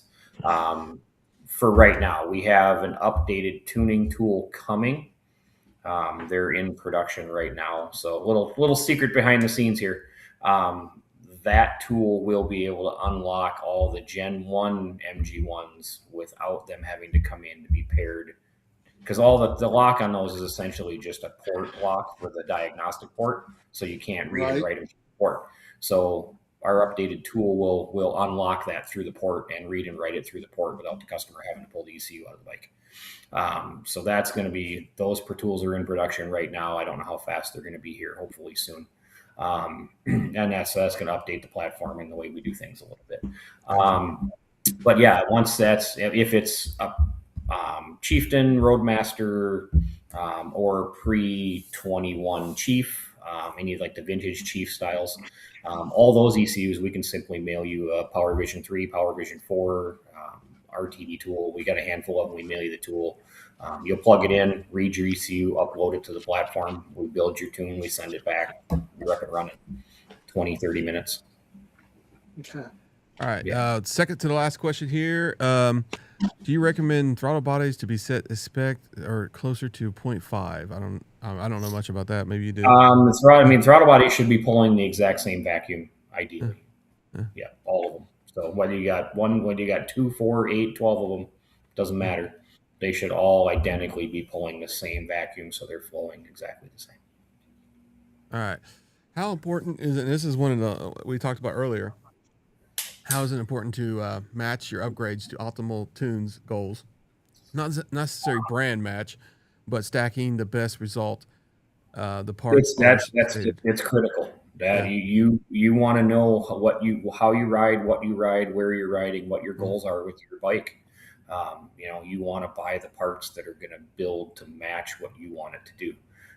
Again, that's, if you're a long distance touring rider, you probably don't want a 2-to-1 with a short pipe on it and a set of 540 cams. That's probably a really bad build for you, But if you're the kind of guy that wants to rip around town and bar hop and be rowdy and whatever, it's probably a great build for you. So yeah, awesome, absolutely critical to match your parts for your use. Yeah, eventually these questions will be easier for people. They'll be like super chat questions and stuff like that. Right now, our software is got a quota, and looks like tonight the quota has surpassed itself so far. It's still live, so that's good. That means that maybe I've asked Google to up our quota for things like this, and they have been researching it. So maybe they did it. They just didn't send me an email back. But usually the chat quota is already expired, and tonight's still live, which is good. A lot of people are probably wondering, what are you talking about? But anyway, right. Our software keeps pinging the chat to see if anybody's making a question or anything like that, and it stars them on our screen. And I usually don't use that because it always dies by almost an hour and a half inside the chat. So today it's running fine. So maybe they increased it, and maybe next week we'll go with without doing the website thing. But I think it's awesome. I'm glad you're here. I appreciate you being. I mean, we learned a lot tonight. I think a lot of people that's listening learned a lot. Oh they really enjoyed it. Yeah, really absolutely. I try real hard to bring some transparency to the market and the industry where I can, and let people know the real, honest answers behind stuff as much as possible, so they know what they're getting for their money, and they're not buying stuff that doesn't fit their needs. Yeah, and we do. And I got to do a plug here because next week we do have a guest, and his name is Robert, and you guys are gonna like him. All right, he's gonna be Robert fun. Pena. Yeah, how'd you know? My old friend. I've already talked to him. Oh, you already talked to him, huh? Oh, geez. Yeah, he's. So next week we have a guest. The week after that, I think we're gonna be going towards King of the Baggers, right, Les? That's correct. So we might not have a guest that week. We might. We'll see. I'm working on a couple of people, but it's according as we're going to do like a King of the Bagger kind of pre-intro, like a podcast. But I'll see if we can get a guest. That's be fine. But It's always fun when it's just the three of us. It's cool. and there's only we're down to let's see. Everybody, these guys are killing me. But anyway, I'm gonna go do the shop real quick, and then we'll do the map. All right. As you guys can see, we have tons of stuff here. I'll be back in 1 second. Yeah, go ahead. I'll come back. Yeah. Oh, he's coming back. 1 second. Okay. He's going to drink water, go to your turn. All right. Anyway, here we go. Official T&I merchandise. Somebody texted me a while ago, and I texted him back. Well, actually, it was an email. We do have 111. We do have 116. We do have some Thunderstroke stuff. So check it out. We have 108s and 116s, Power Plus and Thunderstrokes because we had to make some stuff for Max. But Yeah, because I made you. and we will have boxers starting Friday. And somebody said they're going to wear them. It's a throttle. Boxers. No, we're talking short shorts, baby. We got some throttle and we got some iron in our shorts. And Okay. we better have. Oh, man. Yeah. Jesus. Will. And some girls were working on the tank tops. Yeah, the girls are going to work on that, and I'll put it on there. But anyway. Oh, man, the girls are happy. What? What the heck's going on here? But anyway, you can see here we got a bunch of good stuff. It's going to be awesome. Check them out there. Let's see. What else can we plug? We do have the app coming out. If you want to be a beta tester, you still can. I still need beta testers after that. We're going to improve the app as much as we can. After we release version 1, it should be cool. And it's going to be cool to people that's vendors and all that kind of stuff, because people can put their performance upgrades on their bike and they can go straight to people's websites, which is pretty cool. All right, I'm giving away some secrets because it's getting close. I'm giving some close. Let's see. What else do I have?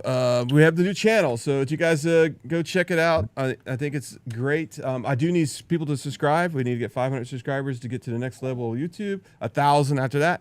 So if you guys can share the new live channel, please do. It is at Throttle Iron TV, and that one will just be running all the time. We will have the actual live on that channel on Tuesday nights and on the Friday night live also when we have when I do that one. All right, so I think that's most of the plugs. I mean, I plugged the if you really want to support us, really, there's 2 ways to do it. Become a member, all right? Become a subscriber and share, and then maybe your friends become a member and that kind of stuff. The more we do, the more we can do. The more you do, the more we can do, and basically that's how it works. But I think that's about it. Connie, you got anything? Yeah, we do need the short shorts by August 1st. No. Oh my lord! I was just reading that and was gonna say I think we definitely are gonna need them. Yeah, because Amanda's gonna have the bike wash. Oh, okay. Yeah. Okay. Oh, no. Gotta have Mike in them short shorts. That's I a am good not idea. getting my bike washed there. It will not happen. You don't have to, but somebody's gonna get their bike washed by Mike in shorts. It's gonna happen. Ooh. Exactly. Ooh. I do In what I fact, think. I think Amanda, I think we should probably have like a charity event for that, where Oh, there you go. you could do some raffle tickets and donate the money to a charity for him to do that. The Folds of Honor, maybe. Right? Yeah. Well, maybe I'm maybe all a for different the maybe a charity. different charity. We got the bike going for that, but maybe there's another local charity in the city that they're in that could maybe Absolutely. use a Yeah. little support or something. Oh wow. Yeah, we'll do that. I'll definitely get that made on Friday, Amanda. We'll get. I just gotta make sure he gets the picture. We gotta get a good picture. And it can't be photoshopped or it can't be AI. It's gotta be the real deal. Okay. We want to see the real deal. All right. Max said he wants some short shorts too. Yeah. So yeah. All right. Let's see where That's our. what I think about your short shorts. Let's as long as if you guys went to the website and you put your location, let's see how many people has put that there. Let me look on screen real quick. We got 21 pings. That's awesome. So let's see if this thing shows up. I didn't do it last week. Let's see where everybody's from tonight. Where is it? There it is. All right. Oh, Body Snatcher wants a pair of short Oh shorts. my gosh, too. we got some people. Oh yeah, he does. We got some people in Australia no, tonight. Holy God. smokes, Wow, folks. look at that. Wow. Yeah. So look at all the people in We the got United States. Australia. Yeah, freaking awesome. And this is not everybody that's been in the chat. This is just people that's that's a couple people in Europe, Germany, freaking looks like one in Iran. I mean, England. That's pretty cool. One person from it looks like India. Awesome stuff, man. And I think one person from Australia. We are going to have Christine back onto the podcast here in a few weeks. We're going to be talking about the Route 66 and her adventures in the United States. I think it's going to be pretty cool. And maybe that might be the guest that we have that week. That'd be freaking cool.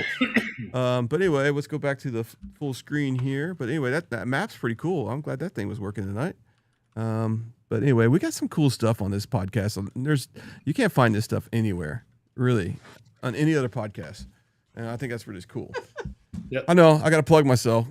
You know, I'll tell you a story. You like doing taxes, Ryan? No. Do you have do you have an auditor? I have a lady who is not afraid to go to prison. Yes. I'm afraid to go to prison, but I took it upon myself. I went to see an auditor. I'm not auditor, but an accountant on sometime last week.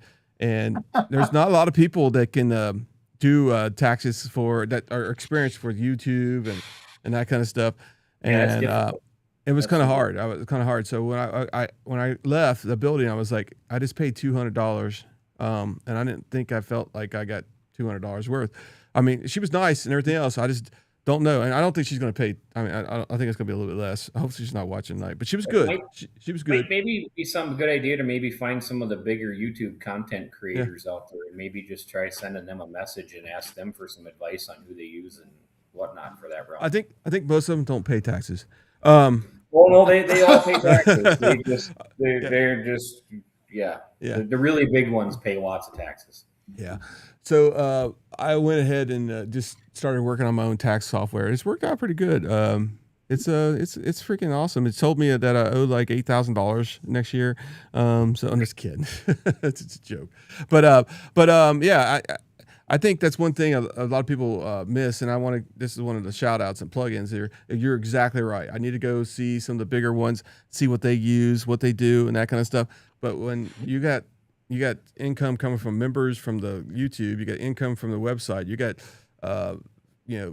people buying merchandise, we're going to go and travel now. We're going to go Sturgis in a couple weeks, and we're going to be selling stuff there. It's I just give me some advice there, Ryan. Income's income. That don't matter where it comes from. It's what you spend it on is where the accountant comes in handy. Yeah, gotcha. Yeah. Awesome. Money in is all money in is money in. It don't matter where it's coming from and where it's feeding from. It's all income. So Hey, Les, I guess you and I can go because we don't get any money. I don't either. It all stays with Katie. She gets all the money. Yeah, mine goes with equipment that I haven't paid off yet. That's where mine is. I got like $4,000, $5,000. I think I got about $8,000 worth of equipment here. To tell you the truth, it's crazy. Yeah, but holy smokes. Yeah, it is, really is. I mean, oh, trust me, yeah. You better start that up quick. I guarantee it. Yeah, start shopping on Temu, Chris. Guess what, Les? There was our trip to Sturgis right there. It's all in this equipment. I know. All right, let's see if we can get these credits working tonight. I just reached the quota in chat, so I guess they haven't fixed that yet. Damn it, that sucks. Ryan, thank you for joining us tonight. It's been very educational and very informative. Seriously. I had a good time. I said I don't usually do this stuff, but I really enjoyed it. I'd love to be back someday if you guys want me in the future and need somebody to fill in. Hell yeah. Hell yeah, definitely. Hey, so real quick, Chris, if anyone out there's listening happens to be in the area, this Saturday, the 18th, I'll actually be in Chattanooga at Crockett Power Sports for the event there at the dealership. If you're going to be around, come by and see me, shake hands, say hello. On the 25th, I'll actually be at Maggie Valley, Wheels Through Time. Body Snatcher and I are going to meet. We're going to go through the museum down there. So So we'll be down there. If you see me out and about, don't shy away. Jump up and say hello. But then the weekend after that, if anyone's going to be at Mid-Ohio, we'll be at King of the Baggers for a couple of days. Catch us at Mid-Ohio. Nice. So look at all the people who was here tonight. Tim, Wynn, Leanne, Josh, Rune, Seeker Moto, Kevin. I mean, all great guys. Thank you for watching this. We got Max. It was in the comments. Ryder, Shipmate, new to the. Hopefully, some of these people subscribe to the channel. Gangster Lifestyle was in here. Yo, Mama House, 126 Roadmaster. Great podcast tonight. Thank you all. We'll see you guys next Tuesday. And we're going to have a guest, man. We're going to have Robert here. What's his last name? How do you say his last name, Max? Pena. Pena. All right. So you guys, everybody, have a good night. We'll see you at Ryan, do you want to stay on for the second? Namaste, everybody. Namaste. Peace. Welcome to the show. Namaste. The throttle stays twisted. Yeah. The conversation stay loud. Thanks, everybody. Yeah. Thanks, everybody. It's been freedom great. still means Another something. Thanks for freaking having me. awesome Had a night. good time. This Namaste. is Throttle Iron. Stay safe. All right. Hell yeah.